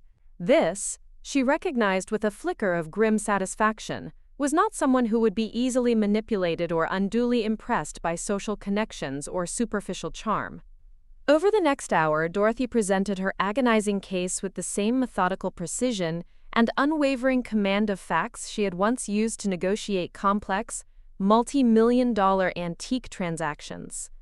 She provided the chilling baby camera recording, its digital truth undeniable, meticulous documentation of Arthur's insidious pattern of unscheduled visits and probing questions, Maria's harrowing witness testimony about the explicit threats and relentless pressure she had experienced, and Lily's exhaustive research into the precise legal definitions of elder abuse under Texas law, a framework designed to protect the vulnerable. Detective Miller listened without a single interruption, occasionally making terse, efficient notes, but mostly focusing on the evidence with the intense, unwavering concentration of someone rigorously trained to spot inconsistencies, to detect even the most subtle fabrications, to uncover the hidden truth. When the baby camera recording reached Arthur's chilling statement about "just stay close until she dies," the detective's expression hardened noticeably, her jaw clenching, her eyes growing cold with professional disdain. Mrs. Henderson, Detective Miller said, her voice now devoid of any trace of politeness, when Dorothy finally finished her agonizing presentation. What you're describing constitutes several potential criminal violations under Texas law: financial exploitation of the elderly, conspiracy to commit fraud, and potentially criminal coercion of a caregiver to falsify documentation. What does that mean in practical terms, Detective? Lily asked, her voice sharp with a mix of urgency and righteous anger. It means we have solid grounds for a formal investigation, Detective Miller replied, her gaze firm. I'll need to interview Maria Sanchez independently, review any financial documentation related to Mrs. Henderson's assets, and quite possibly conduct surveillance of future interactions between family members. Dorothy felt a profound, complex mixture of overwhelming relief and unsettling apprehension. Relief that her deeply unsettling concerns were finally being taken seriously by law enforcement, that her intuition had been validated. Apprehension about the inevitable, intrusive investigation that would now scrutinize every single intimate aspect of her family's fractured dynamics, exposing everything to the cold, harsh light of legal inquiry. Detective, Dorothy said carefully, choosing her words with extreme caution, my daughter Sarah isn't directly involved in her husband's scheme. At least, I don't believe she is. Is there a way to protect her from the worst consequences while still stopping Arthur? Detective Miller's expression softened ever so slightly, a fleeting moment of human empathy. Mrs. Henderson, family investigations are always complicated, messy affairs. Our ultimate goal is to determine precisely who knew what, and exactly when they knew it. If your daughter is an unwitting victim of her husband's manipulation, that will undeniably become clear during the course of our investigation. And if she's not unwitting? Lily asked bluntly, cutting straight to the heart of the matter. Then she'll face the appropriate legal consequences, Detective Miller replied without a moment's hesitation, her voice firm, resolute. Elder abuse cases often involve family members who claim they were acting in their loved one's best interests. But good intentions, Mrs. Henderson, simply do not excuse criminal behavior. After leaving the district attorney's office, the weight of the meeting heavy on their shoulders, Dorothy and Lily drove directly to Maria's modest apartment complex in southwest Houston. The stark, undeniable contrast between Maria's humble neighborhood and Dorothy's opulent Tanglewood mansion served as a chilling reminder of the harsh economic pressures that made Maria so profoundly vulnerable to Arthur's brazen threats. Maria lived in a small, cramped, two-bedroom apartment that she shared with her 8-year-old daughter Sophia and her 5-year-old son Miguel. The children were, thankfully, at school, leaving Maria free to speak candidly, without fear of young ears overhearing, about her distressing experience with the Sterling family situation. "Mrs. Henderson, I've been so worried about you since Thursday," Maria said, her voice etched with genuine concern, as she served simple, steaming mugs of coffee in her small, sparsely furnished living room. "Mr. Sterling called yesterday, asking about your adjustment to having care assistants. The way he phrased his questions, Mrs. Henderson, it made me profoundly uncomfortable." "What kind of questions, Maria?" Dorothy asked, leaning forward, her gaze intense. "He wanted to know if you'd had any episodes of confusion, if you'd forgotten to take medications, if you'd seemed disoriented about time or place," Maria recounted, her brow furrowed with remembered discomfort. "When I told him you were managing everything perfectly well, he seemed disappointed, almost angry." Lily leaned forward, her eyes fixed on Maria. "Maria, would you be willing to provide testimony to the police about what Arthur said to you? I know it puts your job at risk, but—" "My job is already at risk, Lily," Maria interrupted, her voice gaining a quiet strength, a fierce determination. "Mr. Sterling made it abundantly clear that my continued employment depends on providing the kind of documentation he wants, not the kind my client, Mrs. Henderson, actually needs. I've been doing this work for 8 years, and I've never, not once, been asked to falsify observations before, to betray a trust." Dorothy reached across the small, worn coffee table and gently took Maria's hand, a gesture of profound empathy and solidarity. "Maria, I want you to know that whatever happens with this investigation, I will personally ensure you don't suffer financially for doing the right thing, for upholding your integrity. Your integrity, Maria, has been nothing short of extraordinary." Maria's eyes, bright with unshed tears, filled to the brim. "Mrs. Henderson, in my family we were taught that some things are far more important than mere money. Taking care of elderly people with dignity and unwavering respect, that, Mrs. Henderson, is sacred work. What your son-in-law asked me to do, it would have been a sin against everything I deeply believe in, everything I stand for." That afternoon, while Maria completed her regular meticulous shift at Dorothy's house, Lily helped Dorothy organize the rapidly growing file of damning evidence they were accumulating. They now possessed the chilling baby camera recording, Maria's powerful, unshakable witness testimony, meticulous documentation of Arthur's disturbing pattern of visits and manipulative questioning, and Lily's extensive, crucial research into the legal precedents for financial elder abuse cases in Texas. "Grandma," Lily said as they worked, the quiet rustle of papers filling the air, "I think we need to seriously consider the possibility that Mom is more involved than you want to believe." Dorothy looked up from the intricate timeline they were carefully constructing, her heart aching with a fresh wave of dread. "What do you mean, darling?"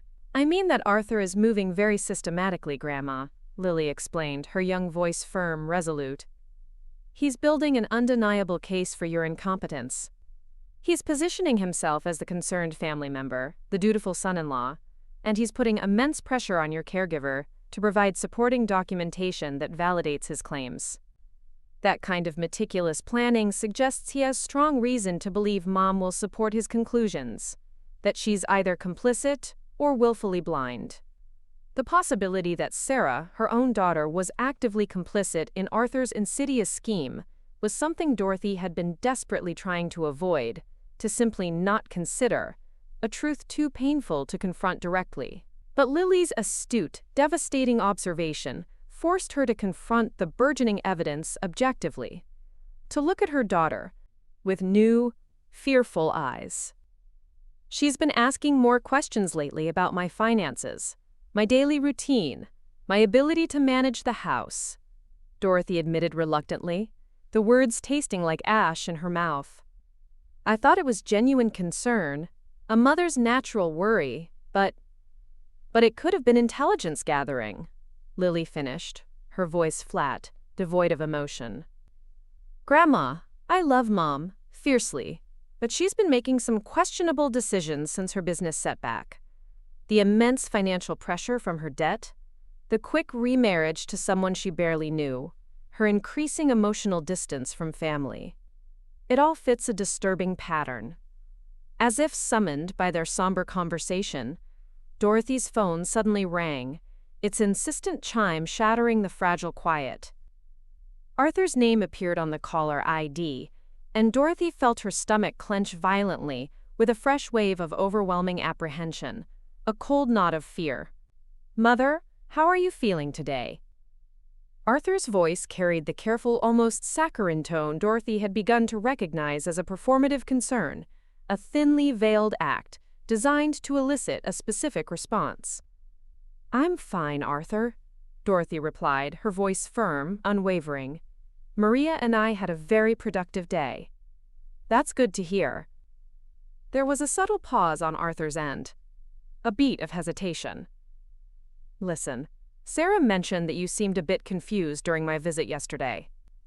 She's worried that you might be having more difficulties than you're willing to admit, Dorothy. Dorothy's hand tightened instinctively on the phone, her knuckles turning white. I wasn't confused, Arthur. I was processing some rather concerning information. What kind of concerning information, Mother? Arthur asked, his voice now edged with a faint, uneasy curiosity. Dorothy made a split-second decision, a choice that would determine the entire trajectory of everything that followed. A single, monumental pivot point in her life. Arthur, I think we need to have a family meeting, all of us together here at the house, so we can discuss everyone's concerns openly, honestly, and without pretense. There was a long, heavy silence on the other end of the line, a profound quiet that stretched, pregnant with unspoken meaning. Mother, are you sure that's wise? Arthur finally asked, his voice laced with an unmistakable undercurrent of alarm. Sometimes these kinds of conversations can be overwhelming for people in your situation. My situation? Dorothy's voice carried a chilling warning, an icy edge that anyone who had known her for 40 years, anyone who truly understood her strength, would have immediately recognized as a sign of imminent danger. I just meant, with the memory issues and the adjustment to having care assistance, Arthur quickly stammered, attempting to backtrack, his voice a frantic scramble for composure. Perhaps it would be better if we handled these discussions gradually, delicately. Dorothy felt the last, fragile vestiges of her hope for Arthur's innocence crumble to dust. He was already speaking about her in the third person, as if she were somehow incapable, a mere object utterly unqualified to participate in decisions about her own life, her own future. Arthur, she said carefully, her voice now dangerously calm, I want you to know that I'm documenting everything that's happening. Every conversation, every visit, every single concern that's been raised about my competence, my ability to manage my own affairs. Another long, tense pause, thick with unspoken dread. Mother, that sounds a bit paranoid. Perhaps we should talk to Dr. Chen about adjusting your medications. Dorothy, her jaw tight with suppressed fury, hung up the phone. She looked at Lily, who had been listening to the entire agonizing conversation with growing alarm, her young face etched with dismay. He's already decided, darling, Dorothy said quietly, the words heavy with resignation.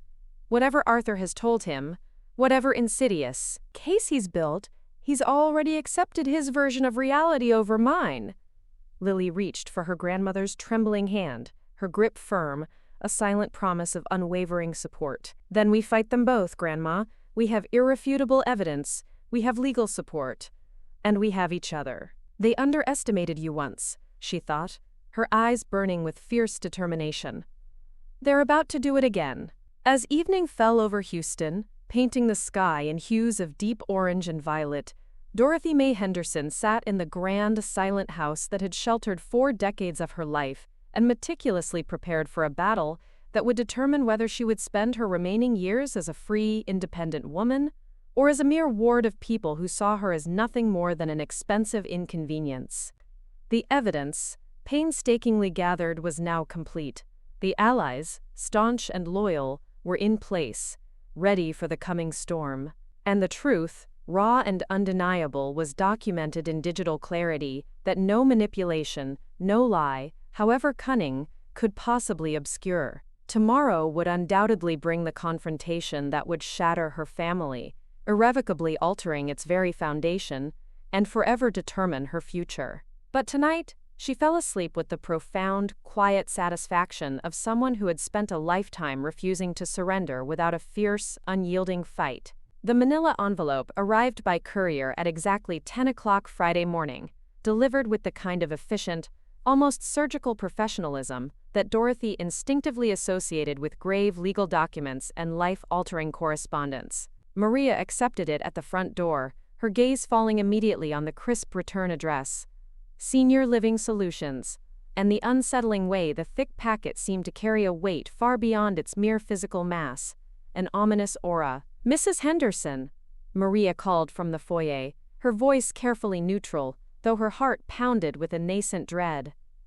"There's a delivery for you." Dorothy was in the kitchen, meticulously reviewing Detective Miller's contact information, her mind already racing through potential strategies, when Maria approached with the ominous envelope. Even before tearing open the sealed flap, Dorothy knew with a sickening certainty exactly what she would find inside. Glossy saccharine brochures for assisted living facilities, replete with forced smiles and empty promises, complex, intrusive application forms, and a series of dehumanizing assessment checklists that would reduce her 72 vibrant years of life to a series of cold, impersonal checkboxes, each one a measurement of her supposed manufactured decline. The first brochure featured smiling, unnaturally cheerful elderly residents engaged in craft activities and forced group dining, beneath headlines that blared hollow promises of dignity, community, and, quote, peace of mind for families. The bitter irony was not lost on Dorothy. These slick, glossy marketing materials, designed to evoke comfort and care, spoke of dignity while being delivered as an integral part of a cruel, calculated conspiracy to strip away her most fundamental right, her cherished autonomy. She was still examining the disturbing contents, her fingers tracing the 2 bright photographs, when Arthur's key, a familiar, intrusive sound, turned in the front door. He had been using that key for 45 years, first, as a carefree child, bursting through the door, racing home from school eager for a snack. Later, as a gangly young man, bringing awkward dates to meet his parents. And now, as a middle-aged son-in-law who apparently saw his childhood home, the very sanctuary of his wife's family, as nothing more than a stubborn problem requiring urgent, decisive management. "Mother, I hope you don't mind me letting myself in," Arthur said, his voice imbued with a false cheerfulness, though his tone suggested he would have entered regardless of her preferences, her privacy. "I wanted to discuss some important matters with you." Dorothy looked up from the brochures, now spread like a battlefield map across her pristine kitchen table. "I assume this is related to the delivery I just received," she said, her voice devoid of emotion. Arthur glanced nervously at the assisted living materials, a flicker of something that might have been relief, or perhaps guilt, crossing his features. Dorothy could no longer discern the difference. "Sarah and I have been researching options for your future care," he began, his voice taking on a familiar, businesslike cadence. "We've found some excellent facilities that specialize in transitional support." "Transitional support," Dorothy repeated, tasting the euphemism like something bitter, something vile. "Transitional from what to what exactly?" "From independent living to more structured care," Arthur replied, his engineering background, the foundation of his meticulous mind, making him profoundly uncomfortable with imprecision, even when discussing his own mother-in-law's impending institutionalization. Mother, you have to understand that we're not doing this to hurt you. We're trying to protect you. We truly believe this is for your own good. Dorothy carefully set down the brochure she'd been holding, her gaze unwavering, and looked directly at her son-in-law. She really looked at him, searching desperately for any lingering trace of the carefree young man who had once brought her wildflowers, beaming with pride, and had proudly displayed his elementary school art projects on her refrigerator, innocent drawings that once filled her with boundless joy. "Arthur, sit down," she said, her voice soft yet commanding. "We need to have an honest conversation, a real one." He took a seat across from her at the familiar kitchen table, the very table where she had patiently helped him with his homework, celebrated his childhood achievements, and gently comforted him through his first, devastating childhood disappointments. The deeply familiar setting, laden with decades of cherished memories, made what was about to happen feel like an unbearable betrayal of sacred ground, a desecration of their shared history. "I know about your conversation with Maria," Dorothy said, without preamble, cutting straight to the heart of the matter, her voice firm, resolute. "I know about your insidious plans to have me declared incompetent. I know about your chilling timeline for gaining control of my assets, for stealing my very life from me." Arthur's face went through a rapid, disorienting series of expressions. First, a flicker of genuine surprise, then a confused frown, quickly followed by something that might have been raw, unadulterated panic, his eyes wide with dawning dread. "Mother, I think you're misunderstanding." "I assure you." "I have it recorded, Arthur," Dorothy interrupted, her voice gaining the steely authority she'd once used to close million-dollar deals, to command respect in the cutthroat business world. "Every single word, every threat, every casual, dehumanizing discussion of my death as a mere financial planning opportunity." The color drained completely from Arthur's face, leaving it ashen, ghostly. "Recorded? Mother, what are you talking about?" Dorothy, her movements precise, retrieved her tablet and queued up the damning baby camera footage from Thursday afternoon, its glowing screen a harbinger of truth. Arthur's chilling voice, clear and undeniable, filled the quiet kitchen. "Just stay close until she dies, and everyone will be happier for it." Dorothy watched her son-in-law's expression transform, in horrifying slow motion, from bewildered confusion to abject, horrified terror. When the recording finally ended, the last chilling words hanging in the air like a noxious gas, Arthur sat in stunned, horrified silence, his hands clasped so tightly together that his knuckles had gone white, bloodless. "My God," he whispered finally, his voice barely audible, a ragged gasp. I had no idea I never heard her talk like that." "Didn't you?" Dorothy asked gently, her voice deceptively soft, yet laced with an undeniable edge of accusation. "Because this conversation suggests you've been building this case for weeks if not months, Arthur. You've been meticulously documenting my supposed decline, relentlessly pressuring Maria, my caregiver, to falsify reports, and subtly preparing Sarah to accept that I'm somehow incompetent. That kind of elaborate scheme, Arthur, doesn't happen overnight. It's calculated, it's deliberate, it's cruel." Arthur's meticulously logical engineering mind was visibly struggling to process the devastating implications, the shattered pieces of his carefully constructed reality. She's been telling me about incidents," he stammered, his voice weak, desperate. "Concerns about your safety, episodes of confusion. She said you seemed disoriented during conversations." "What incidents, Arthur? What episodes?" Dorothy's voice carried a sharp, unyielding challenge that demanded specificity. Demanded the cold, hard facts. "She said you forgot appointments. That you seemed disoriented during conversations. That Maria was concerned about your ability to manage medications." His voice trailed off, dying in his throat, as he finally realized, with dawning horror, how utterly flimsy, how transparently manufactured, these second-hand reports sounded when subjected to direct, unwavering examination. "Did you ever once ask me about these supposed incidents, Arthur? Did you ever bother to verify these wild claims with Maria directly?" Dorothy pressed, her gaze piercing, unwavering.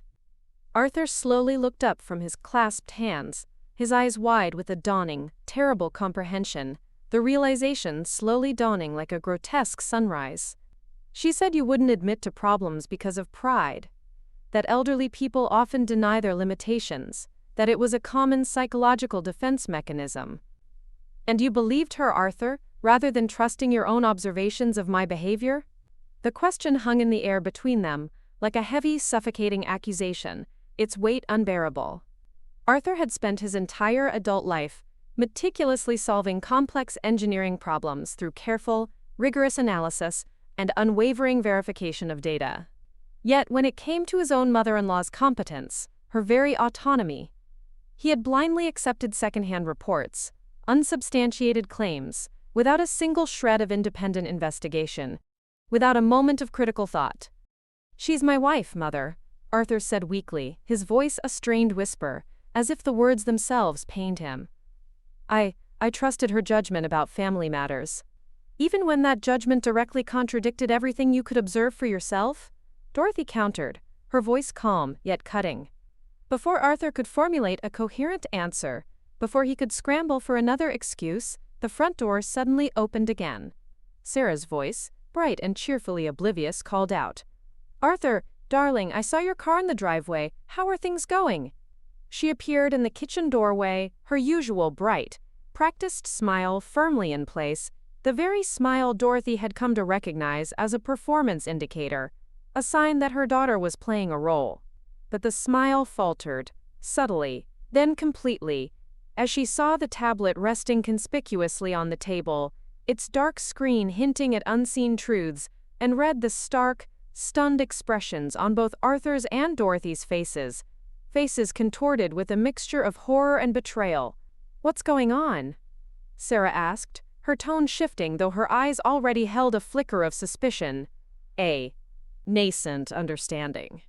"Sarah," Arthur said slowly, his voice heavy with revelation, we need to talk about your conversation with Maria yesterday, about what you said." Sarah's expression shifted through a rapid series of microcalculations, a lightning-fast assessment of the situation, a poker player gauging her odds.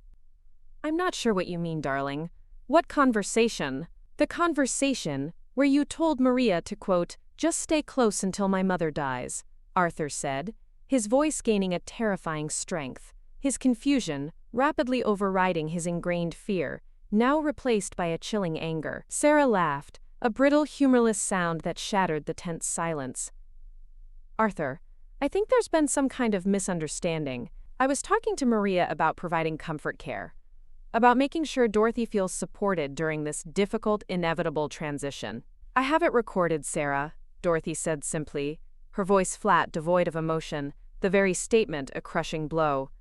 The words hit Sarah like a physical shockwave, her carefully maintained composure, her perfectly constructed facade, cracked completely, revealing something raw, something calculating, something truly desperate underneath. "Recorded? How?" she demanded, her voice rising in a frantic pitch. "Does it matter?" Dorothy replied, her gaze unwavering, holding her daughter's gaze with a piercing intensity. "The real question, Sarah, is whether you want to explain to your husband why you've been planning to have me institutionalized against my will, why you've been plotting to gain control of my property, my very life." Sarah looked desperately between Arthur and Dorothy, her eyes darting frantically, clearly trying to assess which approach, which desperate lie, might still salvage her rapidly crumbling position. "Dorothy, you're taking things completely out of context. I was discussing realistic care planning with Maria, not some kind of conspiracy." "Realistic care planning?" Arthur's voice carried a dangerous, cold edge that Dorothy hadn't heard since he was a teenager, defending something he fiercely believed in, a glimpse of the man he truly was beneath the polished veneer. "You told Maria that my mother was sitting on millions of dollars while living like a recluse. You threatened Maria's job if she didn't provide the documentation you wanted. You talked about my mother's death as a financial opportunity, Sarah. A way to cut your losses." "Arthur, you're being manipulated," Sarah said, her tone shifting seamlessly to the kind of patient, condescending reasonableness she might use with a confused child, a desperate attempt to deflect. "Dorothy is experiencing paranoid delusions. This is exactly the kind of behavior we've been concerned about, the very reason we need to take action. It was the wrong approach. By suggesting that Arthur, a man who prided himself on his analytical mind, couldn't evaluate evidence objectively, Sarah triggered the same fierce, protective instincts that had made him so successful in his demanding technical career. I listened to the recording, Sarah. I heard your exact words. There's no delusion or manipulation here. There's just you revealing who you really are. When you think no one important is listening, when you think your true self is hidden. The kitchen fell into a profound, suffocating silence, broken only by the steady, rhythmic ticking of the antique clock that had marked time through 4 decades of family dinners, joyous celebrations, and now, this agonizing moment of dissolution, of total collapse. You know what's ironic? Dorothy said finally, her voice soft, yet resonating with an undeniable power. If you had actually cared about my welfare, Sarah, if you had approached this with genuine concern for my needs rather than your cold, calculated financial security, I might have been open to discussing future care options, to making arrangements. But you chose manipulation over honesty, exploitation over love, deception over dignity. Sarah's mask slipped entirely, completely, revealing the raw, desperate fear beneath. Dorothy, you can't live in this house forever. You're going to need care eventually. And when that happens, someone has to make practical decisions about resources and efficiency. Someone has to be realistic. Someone, Arthur repeated, his voice dangerously low. Not me, not my mother. Someone. Someone who has to live with the financial consequences. Sarah shot back, her voice now shrill, desperate. Someone who has to plan for the future while you both live in denial about reality.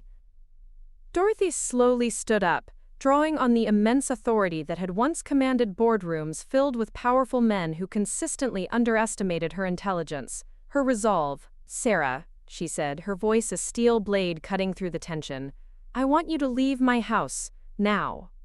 This affects Arthur too, Sarah said desperately, her eyes wide with panic. This is his inheritance. We're talking about his financial future. He has a right to be involved in these decisions. He has a right to be involved in discussions, Dorothy corrected, her voice unwavering. He doesn't have a right to conspiracy and fraud. Arthur finally spoke, his voice carrying a finality, a crushing decisiveness that surprised even Dorothy. Sarah, go home. Pack your things. I'll be filing for divorce on Monday morning. Arthur, you can't be serious, Sarah cried, her desperation now fully visible, raw and exposed. You're going to throw away our marriage because of a confused old woman's paranoid fantasies? The words were a mistake. Perhaps the final catastrophic mistake in a long, dark series of miscalculations that had gone spectacularly, irrevocably wrong. That confused old woman, Arthur said quietly, his voice thick with a newfound understanding, a profound regret, is my mother-in-law, and she just saved me from making the worst mistake of my entire life.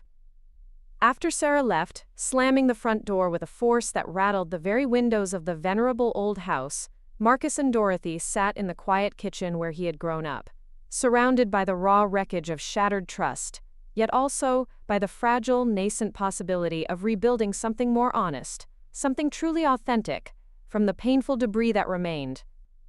Mother, Arthur said finally, his voice thick with emotion, his gaze downcast. I'm so incredibly sorry. I don't know how I let this happen, how I was so blind. Dorothy reached across the table, her hand gently taking his, the same hand she had held when he was 5 and scraped his knee, when he was 16 and his first girlfriend broke his heart, when he was 25 and Thomas patiently taught him to change the oil in his first car. You let it happen, she said gently, her voice full of a weary understanding, a profound empathy.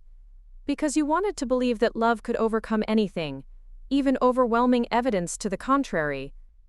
That's not a character flaw, Arthur. That's just being human. That's the vulnerability of the heart. Outside, the crisp October wind moved through the ancient pecan trees with a sound like whispered promises, a gentle benediction. And Dorothy Mae Henderson began the arduous, painstaking work of rebuilding her fractured family, one fragile piece at a time, with the son-in-law who, however late that choice had come, had finally chosen truth over convenience, authenticity over deception. The Harris County District Attorney's Office buzzed with the controlled, purposeful energy of a major case moving inexorably toward prosecution. Detective Sarah Miller sat across from Ms. Rebecca Jenkins, a formidable 15-year veteran of elder abuse cases, who had earned a formidable reputation for treating financial exploitation with the same unwavering seriousness and dedication as violent crime. "The evidence is unusually comprehensive, Ms. Jenkins," Detective Miller said, her voice brisk, efficient, as she slid a thick, damning file across the polished conference table. An audio recording of explicit conspiracy, chilling witness testimony from the caregiver, a meticulously documented pattern of manipulation, and clear, undeniable intent to commit financial exploitation. Ms. Jenkins, her expression grim, reviewed the concise case summary with the methodical, almost surgical attention she brought to all her high-stakes prosecutions.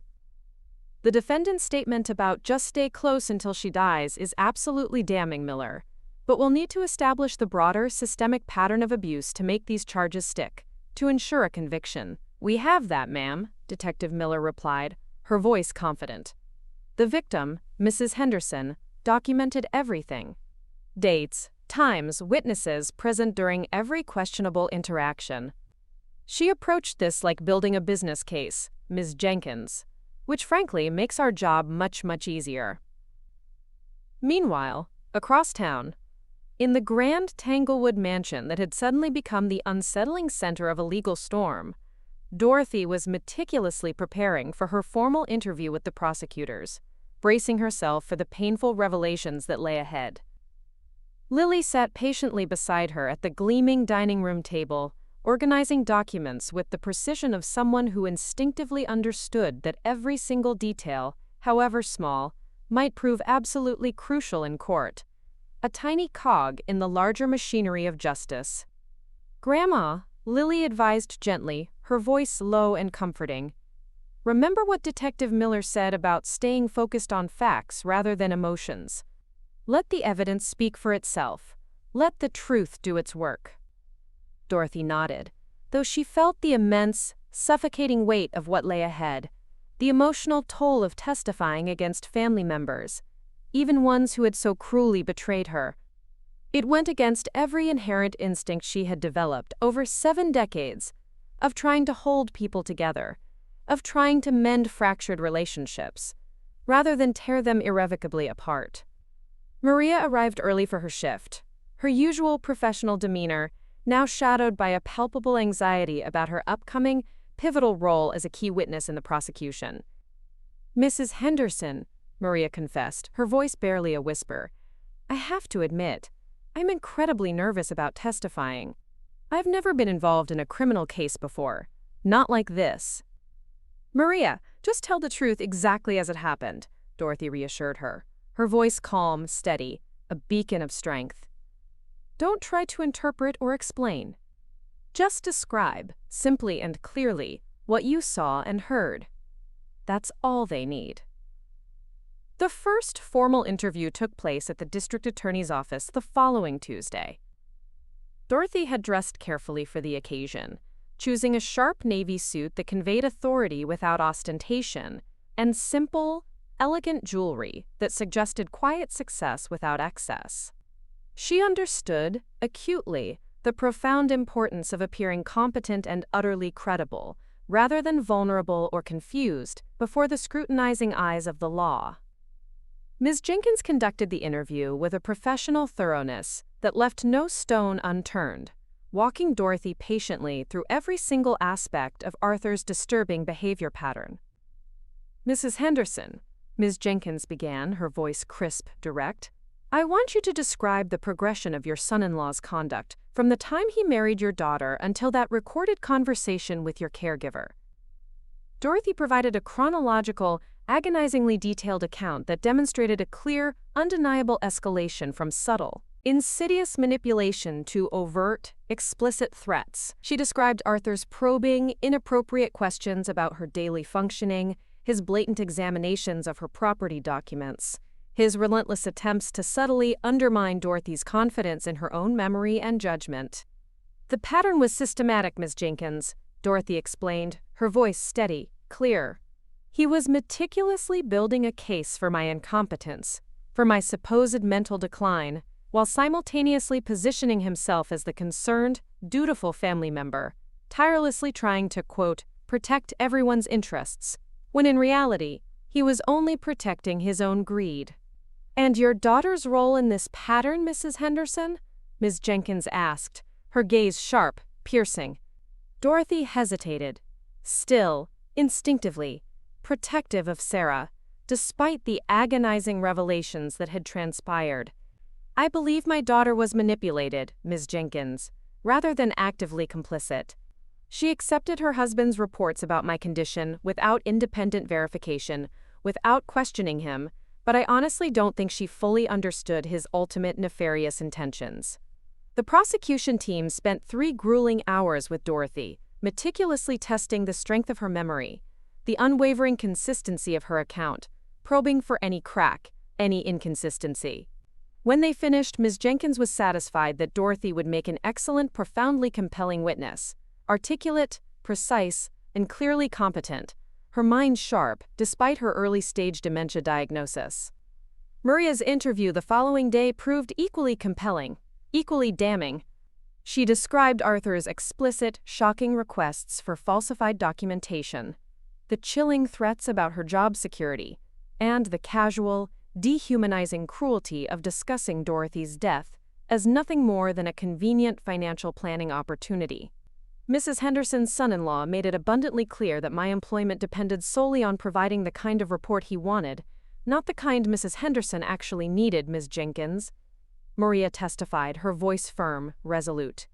"He asked me to document problems that simply didn't exist, and to deliberately ignore Mrs. Henderson's genuine capabilities, her clear competence." The ongoing investigation quickly revealed additional, irrefutable evidence that significantly strengthened the prosecution's already compelling case.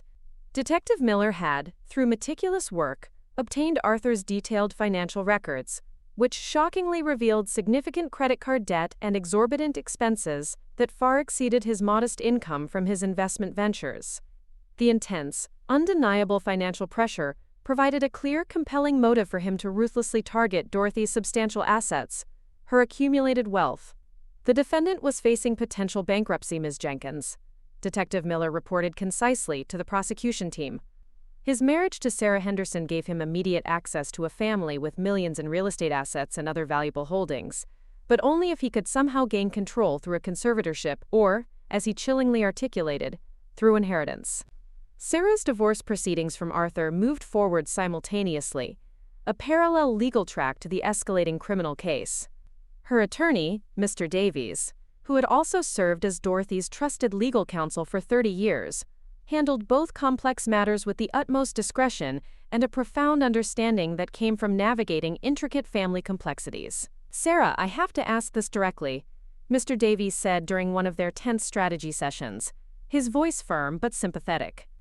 "How much, exactly, did you know about Arthur's insidious plans regarding your mother?" Sarah struggled visibly with the agonizing question, a question that had relentlessly tormented her since discovering the devastating recorded conversation, since the Mound's veil had been ripped from her eyes. "Charles, I honestly thought I was protecting my mother by supporting what seemed like reasonable care planning," she confessed, her voice filled with profound regret. "Arthur presented everything as being in Mother's best interests, as being for her own good, and I wanted to believe him." "But you never independently verified his claims about your mother's condition, did you, Sarah? You never questioned his motives?" "No," Sarah admitted, her voice barely a whisper, her eyes glistening with unshed tears. "And that's something, Charles, I'll have to live with for the rest of my life. The guilt is unbearable." The legal proceedings rapidly accelerated as Ms. Jenkins, the formidable prosecutor, formally filed severe charges against Arthur Sterling for financial exploitation of the elderly, conspiracy to commit fraud, and criminal coercion. The grave charges carried potential sentences ranging from probation to a substantial 10 years in prison, depending on the proven severity of the intended financial harm, the depths of his greed. Arthur's response was entirely predictable. He immediately hired an exorbitantly expensive, high-profile defense attorney who, without delay, began meticulously building a defense case meticulously centered around Dorothy's early-stage dementia diagnosis. The strategy was transparent, glaringly obvious, but potentially effective. Argue that Dorothy's perceptions were inherently unreliable due to her cognitive condition, and that Arthur's actions represented legitimate, loving concern rather than malevolent criminal exploitation. "Your Honor," Arthur's attorney argued forcefully during the preliminary hearing, his voice booming with feigned indignation, "my client was merely attempting to provide appropriate, loving care planning for an elderly family member showing early, undeniable signs of cognitive decline." The plaintiff's interpretation of these compassionate efforts reflects the kind of paranoid thinking often tragically associated with early-stage dementia, a symptom of her illness, not a reflection of my client's character.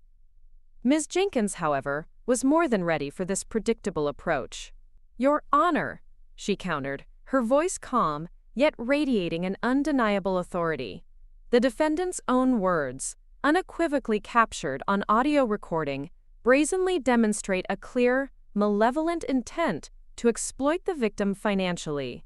He explicitly discussed, quote, "just staying close until she dies," and chillingly threatened the victim's caregiver with job loss if she didn't falsify documentation. This, Your Honor, is not care planning. It is, without a shadow of a doubt, a criminal conspiracy of the highest order. The presiding judge, Honorable Rebecca Thompson, a stern, experienced magistrate who had presided over elder abuse cases for 12 years, recognized the defense strategy immediately, having seen it countless times before. "Counselor," Judge Thompson interjected, her voice firm, resolute, "regardless of the victim's cognitive status, conspiracy to commit financial exploitation remains a serious criminal offense under Texas law. The defendant's recorded statements will be evaluated strictly on their own undeniable merit, and no amount of deflection will change that." Dorothy's formal testimony took place on a cold, crisp January morning, exactly 3 months after the initial investigation had begun.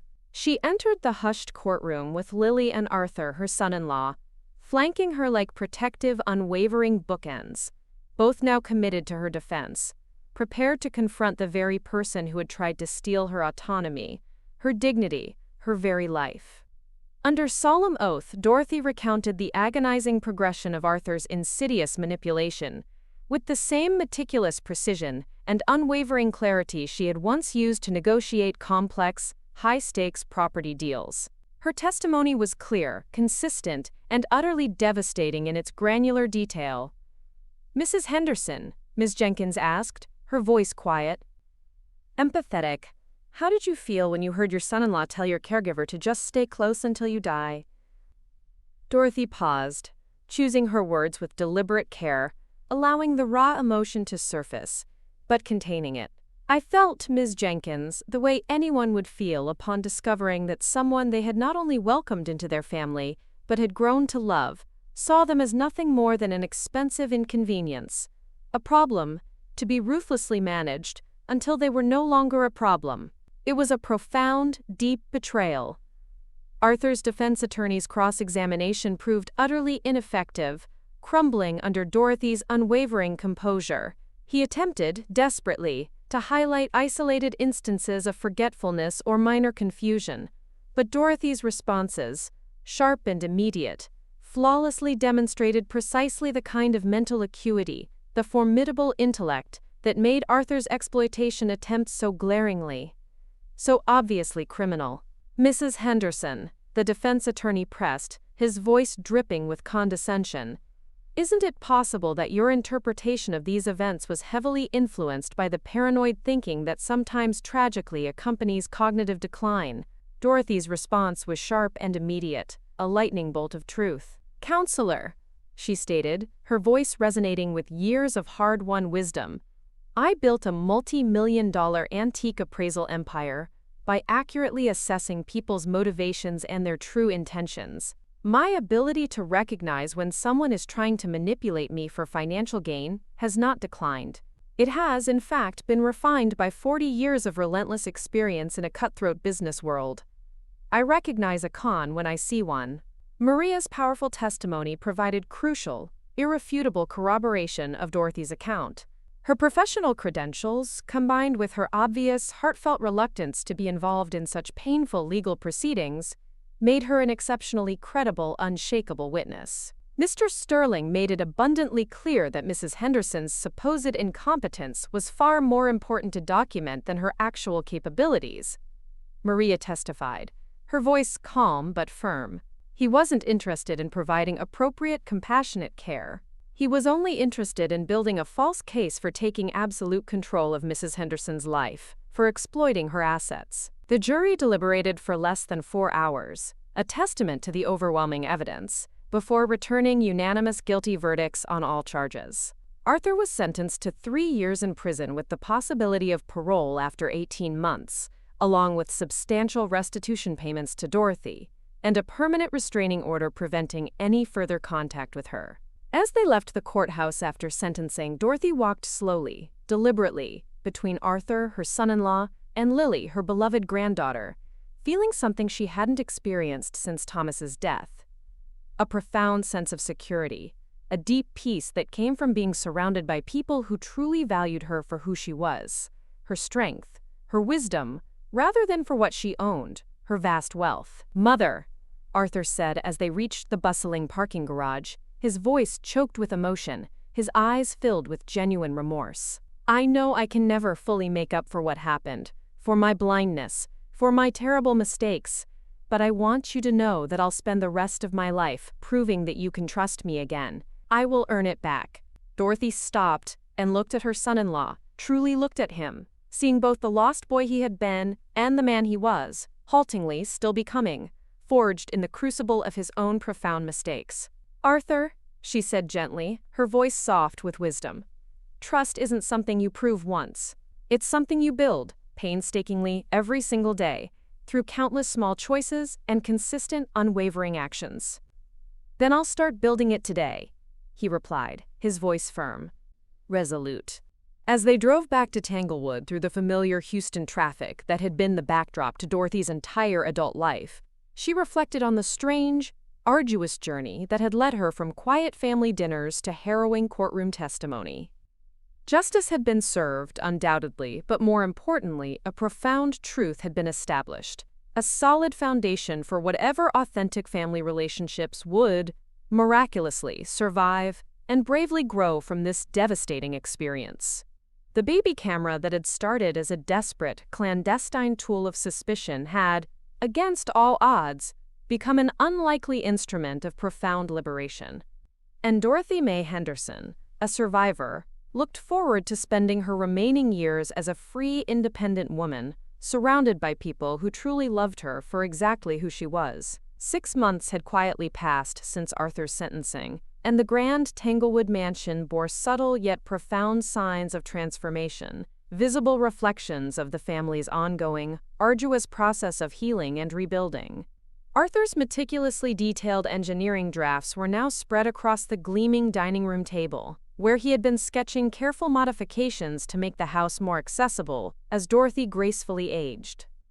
Not because she couldn't manage the current layout, not because she was truly in need, but because thoughtful, proactive planning, born of genuine concern, could preserve her cherished independence for even longer, ensuring her continued comfort.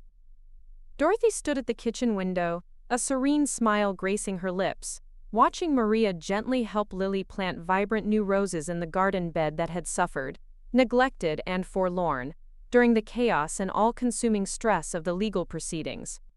The sight of 3 generations working harmoniously together, Maria, now an honorary, indispensable family member she had truly become, Lily, representing the bright, hopeful future, and Dorothy herself, a strong, resilient bridge between the rich past and the promising present, filled Dorothy with a profound sense of contentment, a deep, abiding peace she hadn't expected to feel ever again.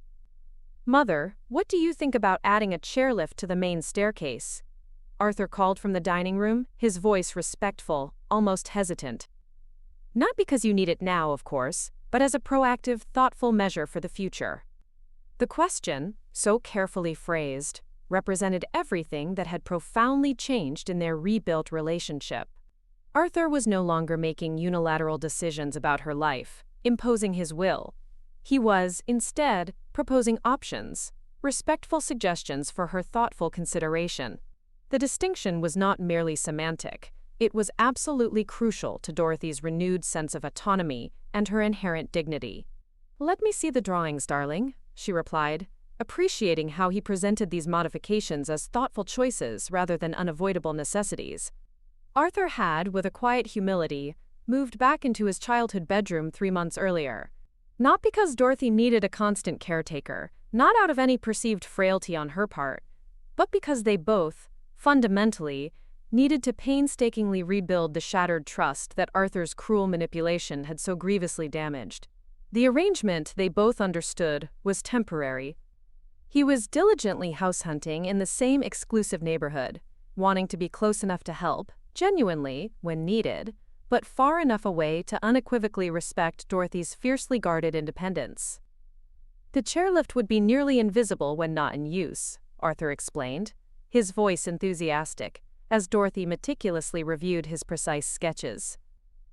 "It retracts completely, Mother, so it wouldn't in any way change the beautiful aesthetic of the staircase, its elegant lines." Dorothy studied the intricate drawings with the same intense attention she had once given to complex architectural plans for sprawling commercial properties. "It's elegant indeed," she admitted, her gaze still fixed on the blueprint. "But what's driving the urgency, Arthur? Have you noticed something about my mobility that concerns you, something I'm not aware of?" The directness of her question, her refusal to allow any ambiguity, was a vital part of their new, hard-won communication pattern. Instead of dancing around veiled concerns or blindly accepting second-hand reports, they had committed unequivocally to honest, transparent dialogue about practical matters, facing truths head-on. "No urgency, Mother, I assure you," Arthur quickly responded, his voice earnest. "Dr. Chen, your physician, simply mentioned that planning ahead for potential mobility changes is simply good practice, especially since these kinds of significant modifications take time to design and install properly. It's a purely proactive measure." Dorothy nodded, appreciating both the legitimate medical source of the recommendation and Arthur's transparent, honest approach to presenting it. "Let's table it for now then, but keep the plans current, ready to go," she decided. "If and when I genuinely need assistance with the stairs, we'll have a seamless solution ready, waiting." Maria appeared in the kitchen doorway, her gardening gloves still delightfully dirty from the vigorous planting work. "Mrs. Henderson," she said, her voice warm, "Lily wants to know if you'd like the new roses positioned where you can see them clearly from your bedroom window." "That would be lovely, Maria," Dorothy replied, then, her gaze sweeping over both Arthur and Maria, she continued, "I have something important I want to discuss with both of you." They gathered around the familiar kitchen table, the very table where so many profoundly significant conversations had taken place over the past agonizing months. Dorothy had been meticulously planning this discussion for weeks, waiting patiently for the absolute right moment, the perfect confluence of trust and understanding, to address the future she now envisioned for herself and her expanding, transformed family. "I've been working diligently with Charles Morrison, my attorney, on updating my estate planning," Dorothy began, her voice calm, deliberate.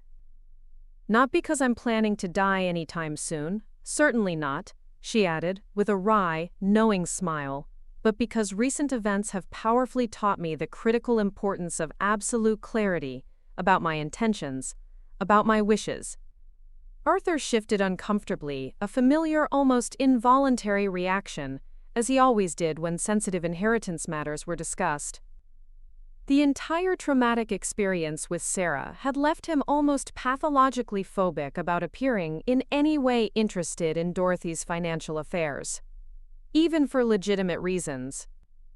"I want both of you to clearly understand your vital roles in my long-term care plan," Dorothy continued, her gaze direct, unwavering. "Arthur, you are my primary medical decision-maker if I ever, God forbid, become truly unable to advocate for myself, to speak my own mind. But Maria, I am naming you as my care coordinator. with explicit legal authority to hire and supervise any additional support staff I might ever need, should the time come. Maria's eyes widened, a flicker of profound surprise and honor. Mrs. Henderson, I'm deeply honored, truly, but that's a very significant responsibility. It's a responsibility I trust you with completely, Maria, Dorothy replied, her voice filled with unwavering conviction. You have unequivocally proven that you will prioritize my actual needs over family convenience or, God forbid, any financial considerations. That kind of integrity, Maria, is precisely what I need, what I trust, protecting my interests, my dignity. Arthur nodded approvingly, a genuine smile replacing his earlier discomfort. That's brilliant, Mother. Maria knows your daily routines, your preferences, and your capabilities better than anyone else. She's the perfect choice. There's more, Dorothy, Thwaites said, her gaze sweeping over both of them, emphasizing the gravity of her next statement. I'm establishing a dedicated care fund that will ensure Maria's continued employment, securely, regardless of my family's financial situations or any future personal conflicts. Her job security, Maria, won't depend on pleasing anyone except me. You will be truly independent. The meticulously crafted arrangement represented Dorothy's unwavering determination to never again be vulnerable to the kind of systematic predatory manipulation Arthur had attempted. By creating robust legal and financial structures that profoundly protected both her cherished autonomy and her caregiver's professional independence, she was diligently building powerful safeguards against any future exploitation, any future attempts to control her life. Lily burst through the back door with the boundless enthusiasm that had always characterized her vibrant approach to life since childhood. The roses look absolutely amazing, Grandma, and I have incredible news. I got the job with Elder Advocacy Services. Dorothy felt a powerful surge of pride, a profound sense of cosmic justice intertwining in that moment. Lily's experience supporting her grandmother through the agonizing legal proceedings had, unequivocally, crystallized her entire career direction, transforming deeply personal trauma into a passionate professional mission. Tell us all about the position, darling, Dorothy said, gesturing for Lily to join them at the table, her heart swelling with emotion. I'll be working directly with families to develop comprehensive elder care plans that rigorously respect autonomy while providing appropriate, compassionate support, Lily explained, her voice buzzing with excitement. Basically, Grandma, I'll be helping other families actively avoid the kind of crisis we went through, the kind of pain we endured. And Detective Miller is going to be one of your key referral sources, Arthur added, revealing with a quiet pride that he had been following Lily's job search far more closely, far more attentively, than Dorothy had ever realized. Speaking of Detective Miller, Dorothy said, her gaze fixed on the bright future, she's asked me to participate in a special training program for law enforcement officers who investigate elder abuse cases. I'm seriously considering it. The request had arrived the previous week, a formal invitation to share her invaluable, hard-won experience with other police departments throughout Texas.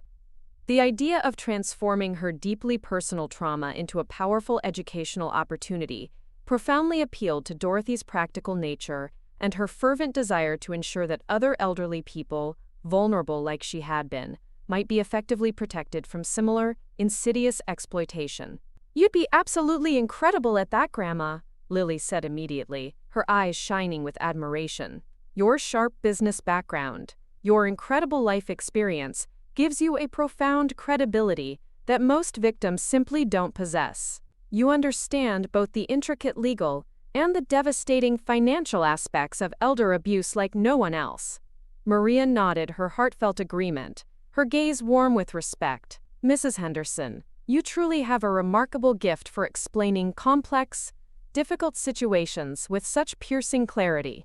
Other elderly people would undoubtedly benefit immensely from hearing how you so bravely protected yourself, how you fought for your life. Dorothy felt something stir within her, a profound sense of purpose she hadn't experienced since Thomas's death, a mission that extended far beyond her own immediate needs. The thrilling possibility of transforming her agonizing experience into powerful advocacy work, into something truly meaningful, gave immense, undeniable meaning to the trauma she had endured, to the pain she had overcome. I think I'd truly like to do it, she decided, her voice firm, resolute. "But I want all of you intimately involved. Maria, you're unique. Perspective as a professional caregiver would be invaluable, a crucial foundation. Lily, your social work training provides vital context, the academic framework. And Arthur, your harrowing experience as a family member who was manipulated, who was used, could powerfully help other adult children recognize these insidious warning signs, to avoid your painful mistakes." The profound idea of working together on something so deeply meaningful, so impactful, felt like the natural, beautiful evolution of their painstakingly rebuilt relationships, a testament to their resilience. They had moved far beyond simply recovering from Arthur's unforgivable betrayal. They were now actively, collaboratively, creating something profoundly positive, something truly transformative from the ashes of that devastating experience.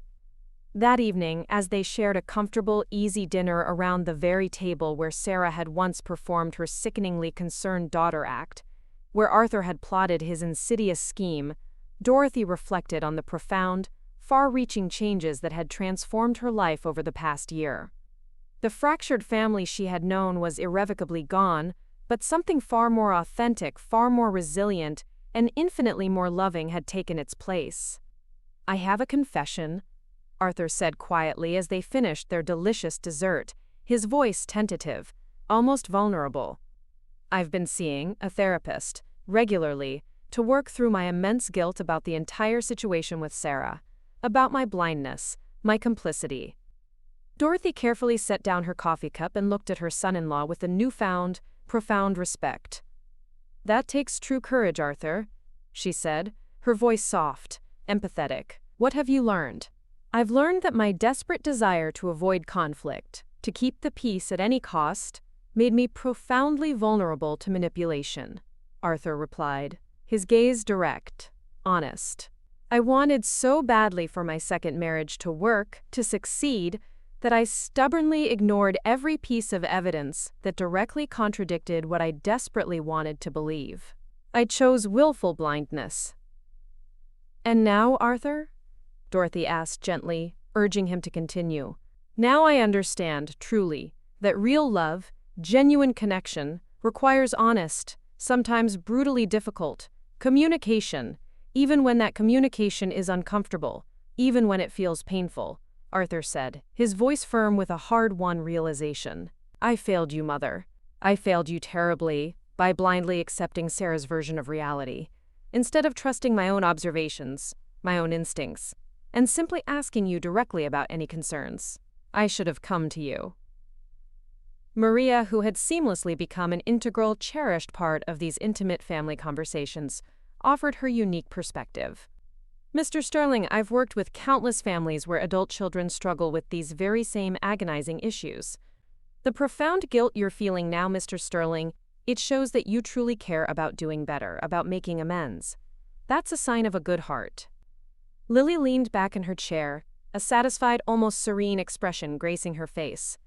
The quiet contentment of someone who had watched broken pieces come together, slowly, painstakingly, into a new, stronger, more beautiful pattern. "You know what I think?" Lily said, her voice bright with conviction. "I think we're actually a better family now than we were before Sarah, before the crisis. We're more honest with each other, more direct, and infinitely more committed to truly protecting each other, to fighting for each other's well-being."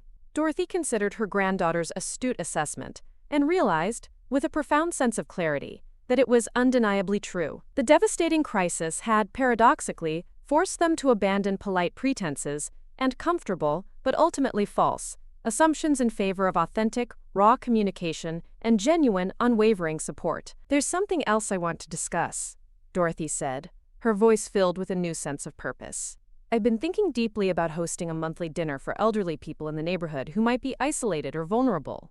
Not a support group, exactly, but a warm, welcoming social gathering that could genuinely help people stay connected to their community, to each other." The idea had been gently percolating in her mind since her insightful conversations with Detective Miller about elder abuse prevention. Many tragic cases of exploitation, she had learned, succeeded precisely because elderly people became isolated from vital support networks, networks that might recognize the subtle, insidious warning signs of manipulation. "The house is certainly large enough, Mother," Arthur said, his eyes lighting up, warming to the concept. "And you undoubtedly have the social skills, the innate warmth to make people feel truly welcome and valued." "I could definitely help with the cooking and setup," Maria offered, her face alight with enthusiasm. "And my church has several elderly members who would benefit immensely from something like this.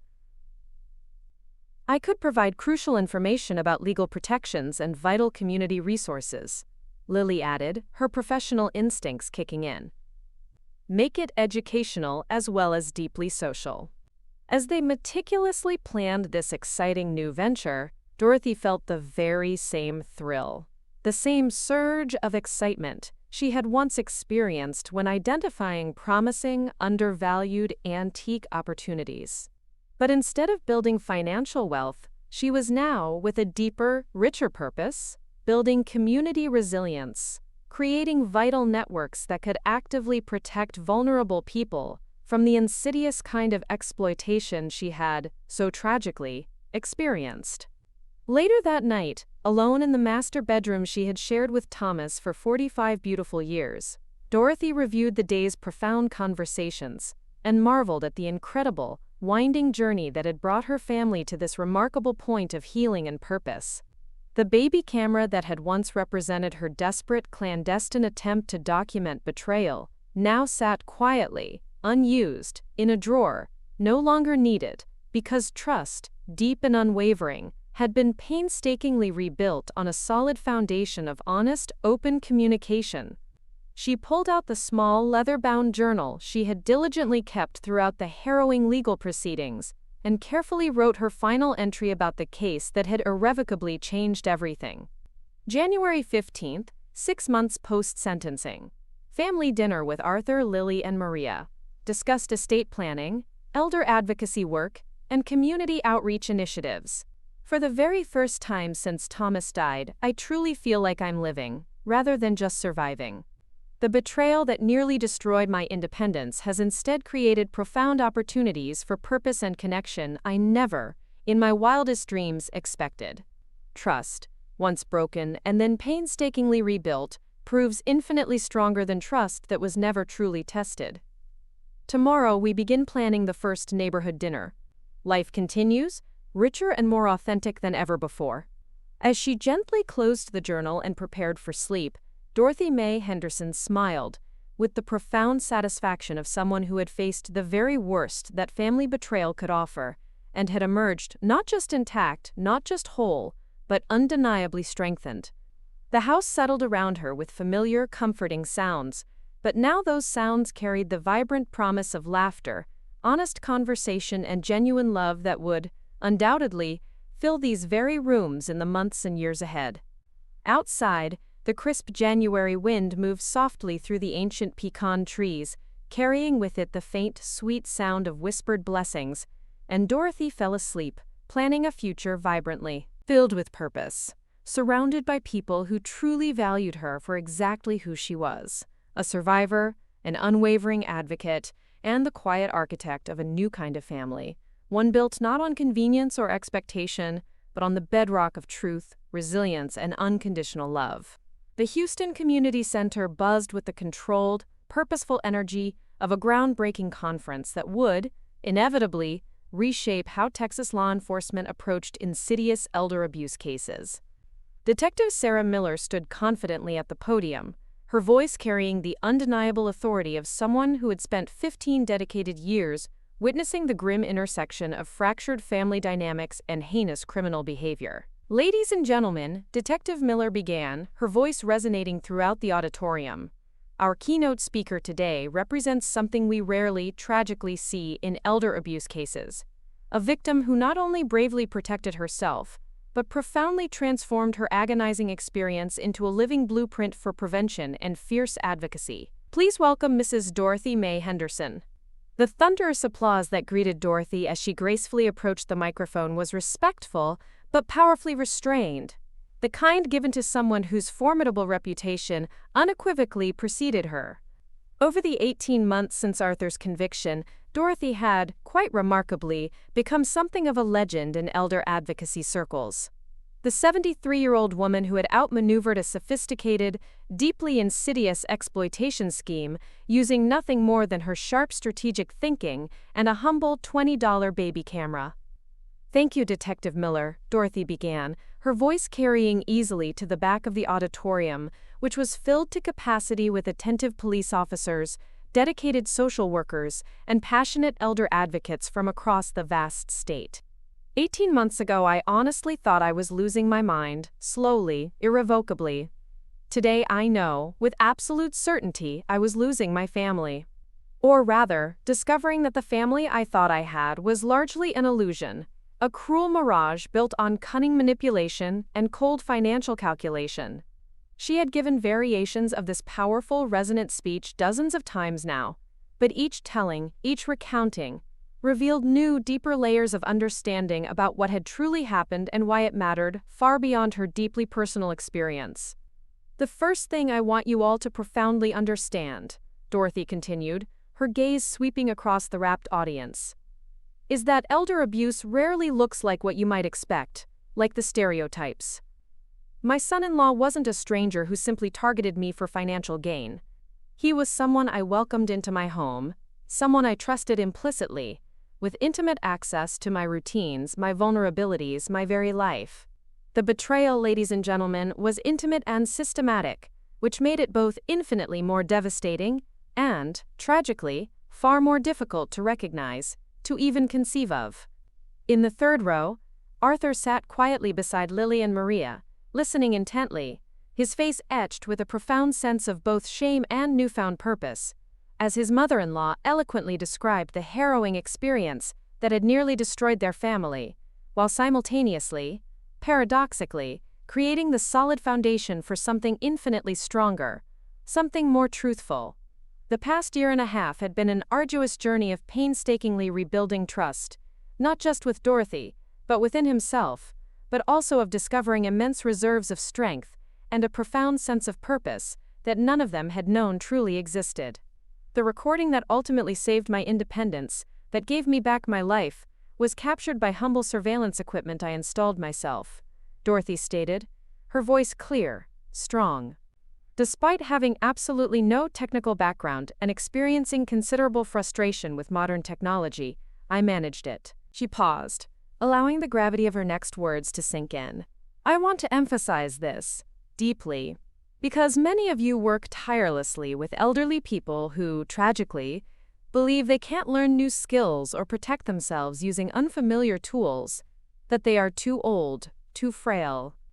Dorothy clicked to the next slide in her powerful presentation, revealing a photograph of the small, unassuming baby camera that had changed everything. This device, ladies and gentlemen, cost a mere $19.99. It required no special installation, no complicated monthly fees, and no technical expertise beyond simply following basic, straightforward instructions. The profound lesson here isn't about technology. It's about refusing to accept helplessness as an inevitable, dehumanizing consequence of aging. It's about fighting back.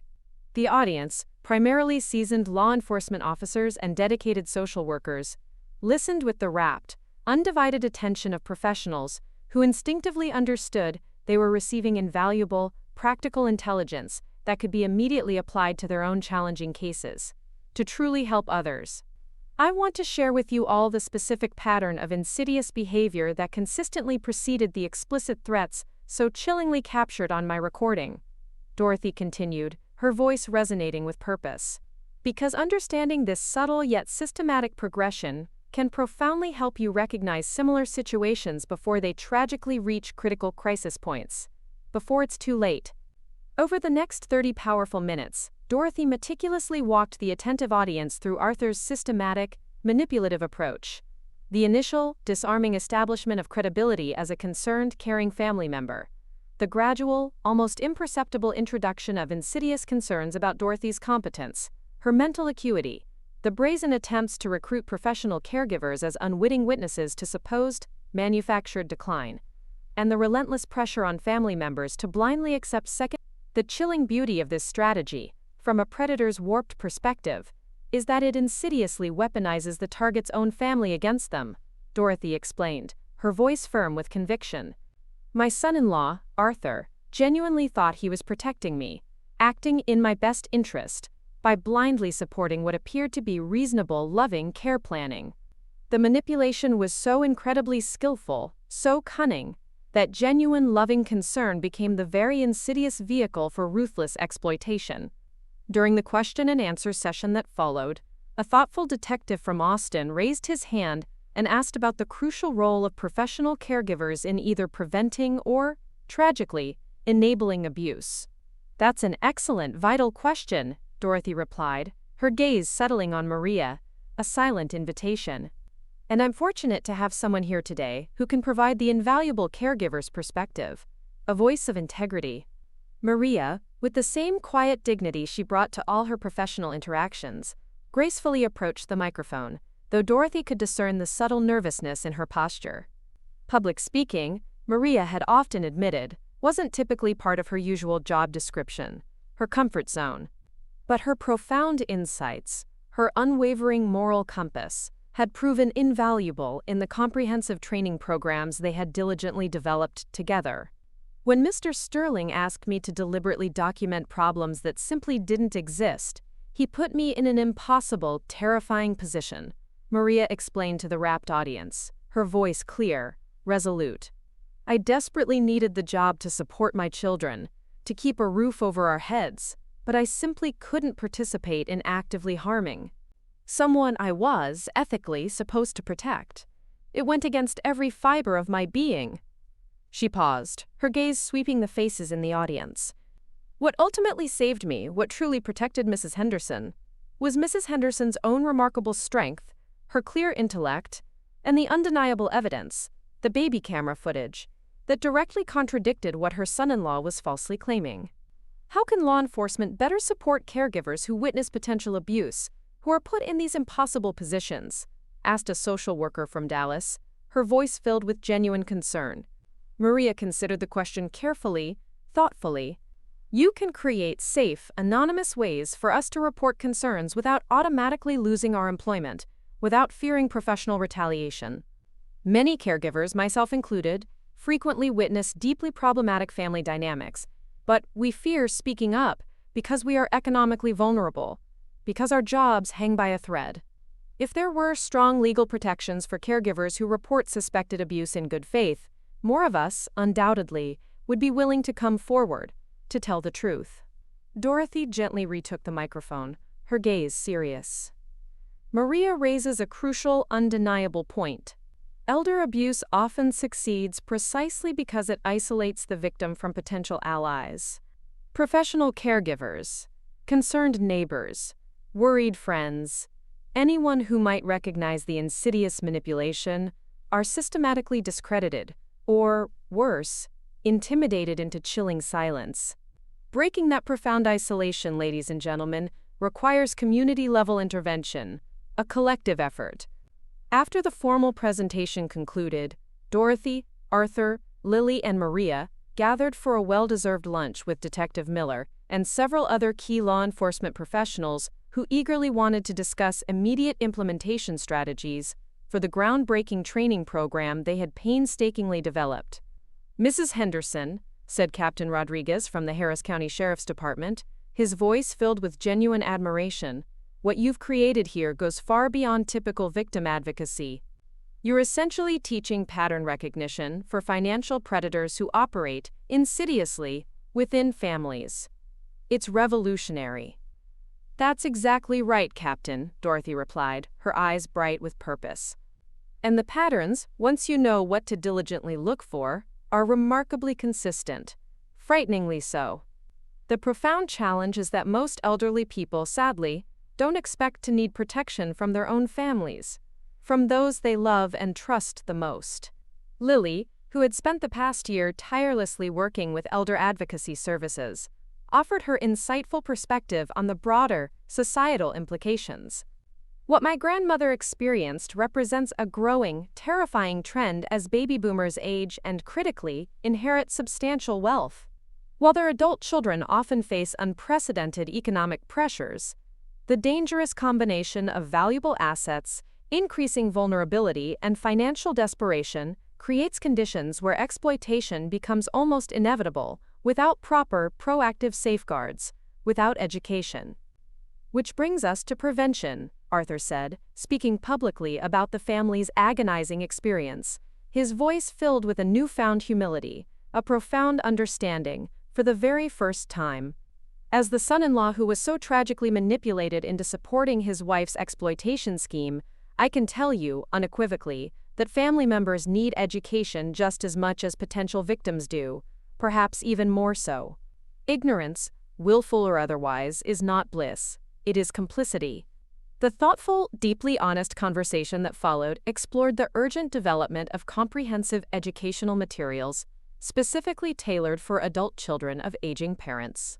Resources that could help them distinguish, with vital clarity, between legitimate, loving care concerns and manufactured crises cunningly designed to justify a premature, unwarranted loss of autonomy. That evening, back in the grand Tanglewood mansion that had once been the terrifying epicenter of so much trauma and eventual recovery, the family gathered for their weekly dinner, a beloved ritual that had become a cornerstone of their painstakingly rebuilt relationships.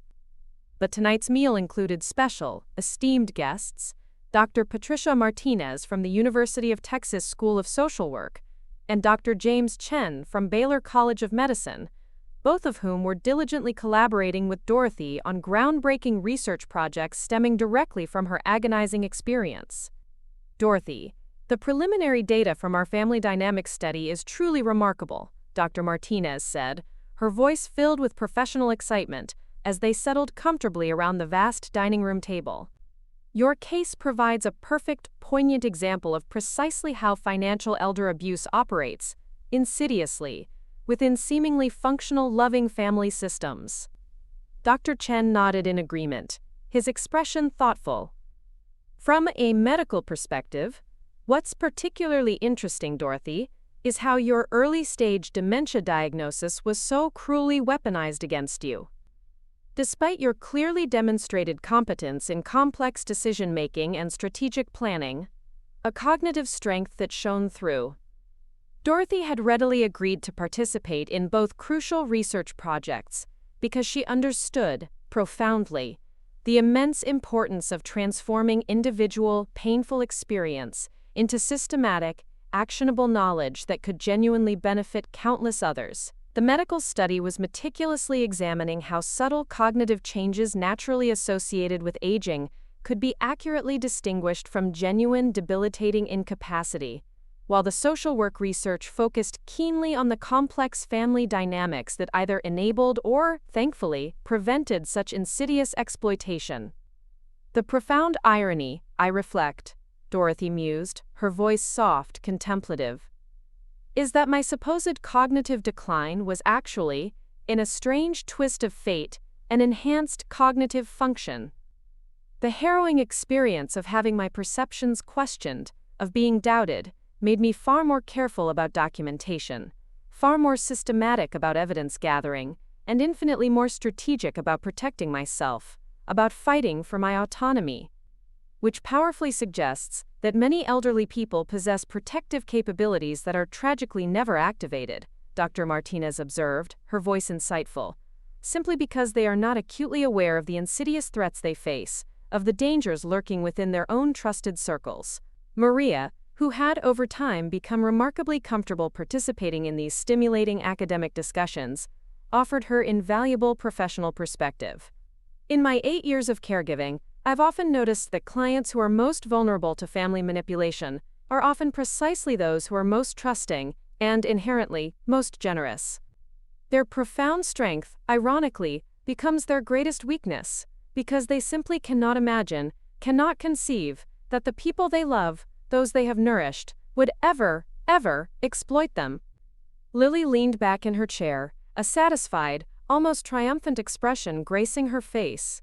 The quiet joy of someone watching abstract theory align perfectly with practical, lived experience. That's why Grandma's advocacy work is so critically important. She's not just a victim who survived, she's someone who bravely turned victimization into empowerment, and she's teaching countless others to bravely do the same. As dinner slowly wound down, Dorothy reflected on the extraordinary winding journey that had brought them to this truly remarkable point.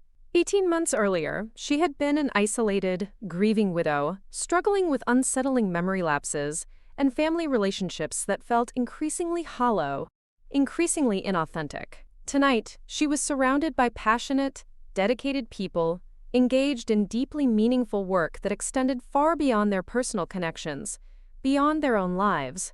"There's something else I want to share with all of you," Dorothy said, her voice filled with quiet excitement, as they moved comfortably to the living room for coffee, the soft murmur of conversation filling the space. "Charles Morrison, my attorney, called this afternoon with incredible news about the civil lawsuit against Sarah. The criminal case had, as planned, concluded with Arthur's conviction and his subsequent imprisonment, a bittersweet victory. But Dorothy, with her unwavering determination for justice, had also diligently pursued civil remedies to recover the immense costs associated with protecting herself, to compensate for the profound emotional distress she had endured, and, crucially, to establish powerful precedents for future cases, for the protection of others.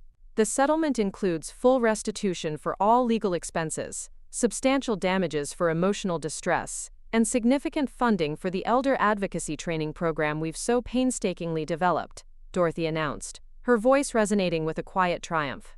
"But even more importantly, Sarah has agreed to participate in educational materials about financial elder abuse from the perpetrator's perspective. It's a crucial addition." This last surprising element had been Dorothy's own ingenious idea, a unique requirement for the settlement, that Sarah, as part of her penance, actively contribute to vital prevention efforts by candidly explaining in her own words precisely how she had planned and attempted to execute the insidious exploitation scheme. These powerful first-person materials Dorothy envisioned would be used extensively in training programs to help other potential victims recognize similar, cunning tactics, to understand the mind of the abuser. "Is she being cooperative?" Arthur asked, his voice low, still struggling with the complex, unresolved feelings about the woman he had been married to for such a brief, yet devastatingly destructive period. "Surprisingly, yes," Dorothy replied, a faint flicker of hope in her eyes. "I think prison has given her a profound perspective on the devastating consequences of her choices, and her active participation in this project of course reduces her sentence, which provides a very practical, compelling motivation for her." As the evening gracefully progressed, their esteemed guests departed, returning to their academic responsibilities, leaving the core family group, Dorothy, Arthur, Lily, and Maria, to quietly process the day's profound events and diligently plan for the exciting, purposeful week ahead. "Grandma," Lily said, curling comfortably up in the very armchair where Dorothy had once sat, agonizingly reviewing baby camera footage, meticulously planning her desperate defense, "do you ever regret going through with the prosecution? I mean, it would have been so much easier to just get a restraining order and simply move on with your life, wouldn't it?" Dorothy considered the heartfelt question carefully, thoughtfully. "Easier, yes, darling, undoubtedly easier," she conceded, her voice soft. "But easier for whom? If I had chosen the path of least resistance, if I had simply walked away, Sarah would have been free to target other vulnerable elderly people, to inflict this same pain on countless others. Sometimes, Lily, the right choice isn't the easy choice. It's rarely the easy choice. And sometimes," Arthur added, his voice tinged with a hard-won wisdom, "the right choice forces you to confront brutal truths about yourself that you'd rather stubbornly avoid. I had to face the undeniable fact that I had, through my own blindness and inaction, enabled abuse, by choosing convenience over verification, by choosing blind trust over irrefutable evidence. It was a painful, necessary lesson." Maria, who had, with her quiet strength, truly become the keeper of practical wisdom in their beautifully reconstructed family, offered her invaluable perspective. "What I've learned from all of this, from our journey, is that protecting vulnerable people requires immense courage from absolutely everyone involved, Mr. Sterling. Not just from the victims themselves, but from the brave witnesses, from the discerning family members, and from the dedicated professionals who tirelessly work with them, who stand by them. As they prepared to gracefully end the evening, Dorothy retrieved a cherished, leather-bound album from the cabinet beside her comfortable armchair. "I've been working on something I want to share with all of you," she said, her voice filled with a quiet pride. The album contained a poignant collection of photographs, crucial documents, and deeply personal written reflections from their arduous journey through crisis and profound recovery. But unlike a typical family photo album, this one was uniquely designed as a powerful teaching tool. A compelling visual narrative that could help other families intimately understand the devastating progression from initial trust to chilling betrayal, and finally, to the painstaking, beautiful process of rebuilding. "The last page is still blank," Dorothy said, showing them the empty space at the very end of the album. "I'm waiting to see what comes next, what new chapters unfold." Later that night, alone in the master bedroom where she had once listened to Thomas's off-key humming and worried about unsettling memory lapses that seemed to signal an inevitable decline, Dorothy sat peacefully at her elegant writing desk, composing the final, poignant chapter of the memoir she had decided to courageously publish. 18 months ago, I honestly thought I was slowly, irrevocably losing my independence to the inevitable progression of aging and cognitive decline.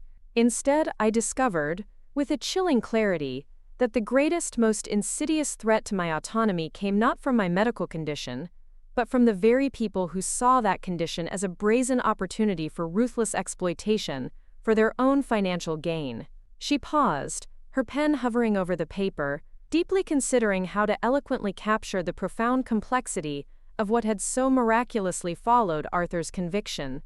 The arduous yet beautiful family healing, the impactful, tireless advocacy work, the groundbreaking research collaborations, the overwhelming sense of profound purpose that had, paradoxically, emerged directly from the depths of her unimaginable trauma. It all felt almost too positive, too miraculous to be truly credible. Yet it was, undeniably, powerfully real. The woman who, trembling, installed a discreet baby camera to document her deepest suspicions about insidious family manipulation has now, remarkably, become someone who travels the entire state, teaching countless others to bravely protect themselves from similar, cruel threats. She continued to write, her pen flowing across the page, describing the transformative journeys of those around her. The son-in-law who was so tragically manipulated into supporting an exploitation scheme has, against all odds, become a fervent advocate for other adult children who struggle, painfully, to balance profound respect for their aging parents' autonomy with genuine, heartfelt concern for their true welfare. The granddaughter who, with unwavering loyalty, helped operate clandestine surveillance equipment, has launched a promising career, powerfully dedicated to vital elder advocacy. And the steadfast caregiver who, with profound courage, chose unyielding professional integrity over precarious job security, has, inspiringly, become a powerful spokesperson for the ethical, dignified treatment of vulnerable adults, a beacon of hope. Dorothy gently set down her pen and walked slowly to the large window that overlooked the vibrant garden, where Maria and Lily had, just the previous spring, so lovingly planted the new roses. The flowers were now thriving, bursting with life, their vivid blooms visible even in the soft moonlight that had illuminated this cherished house through 4 decades of her unwavering marriage, 3 long years of solitary widowhood, and the 18 most challenging, transformative months of her entire life. Tomorrow, she knew, would bring new, exciting opportunities. A crucial conference call with passionate elder advocates in California who eagerly wanted to adapt their groundbreaking training program. A meeting with a visionary documentary filmmaker deeply interested in authentically telling their remarkable story. And the joyful weekly planning session for the vibrant neighborhood dinner program that had, astonishingly, grown from humble beginnings at Dorothy's dining room table to now include 40 elderly residents and their grateful families. But tonight, Dorothy Mae Henderson fell asleep with the profound, undeniable satisfaction of someone who had faced the very worst that human greed and intimate family betrayal could offer, and had not only survived, but had courageously transformed the agonizing experience into a lasting legacy of protection and empowerment for countless others. The baby camera that had once captured her son-in-law's chilling intentions was now, remarkably, a part of a poignant museum display about elder abuse prevention, a silent, powerful testament to truth and resilience. And the formidable woman who had installed it, with trembling 72-year-old hands, had become living, breathing proof that vulnerability could be transformed into immense strength, profound isolation into vibrant community, and deep betrayal into an invaluable blueprint for survival, a guiding light for others. The house settled around her with sounds that had become as familiar as her own steady heartbeat, each creak and sigh a comforting presence. But now those sounds carried the vibrant promise of purpose that extended far beyond her personal survival, beyond the walls of her home. She had lived to see justice meticulously served, her fractured family, against all odds, rebuilt on honest, unwavering foundations, and her own harrowing experience, once a source of unbearable pain, transformed into a powerful shield, a beacon of wisdom that might protect countless others from similar, devastating harm. As sleep gently claimed her, Dorothy's last conscious thought was of the hundreds of elderly people who would undoubtedly benefit from the tireless advocacy work that had so organically grown from her profound trauma, and the undeniable truth that sometimes, the greatest, most enduring gift we can possibly give the world is the wisdom earned through our very worst, most agonizing experiences, wisdom bravely transformed by courage into boundless hope for others. Outside, the gentle Texas wind moved softly through the ancient pecan trees that had witnessed her entire adult life, carrying with it the faint, sweet sound of whispered blessings, a quiet promise that true legacy lived not in the fleeting accumulation of wealth or the transient preservation of comfort, but in the unwavering courage to transform personal pain into profound protection for others who would, in the years to come, face similar, terrifying battles. Up next, you've got two more standout stories right on your screen. If this one hit the mark, you won't want to pass these up. Just click and check them out. And don't forget to subscribe and turn on the notification bell so you don't miss any upload from us.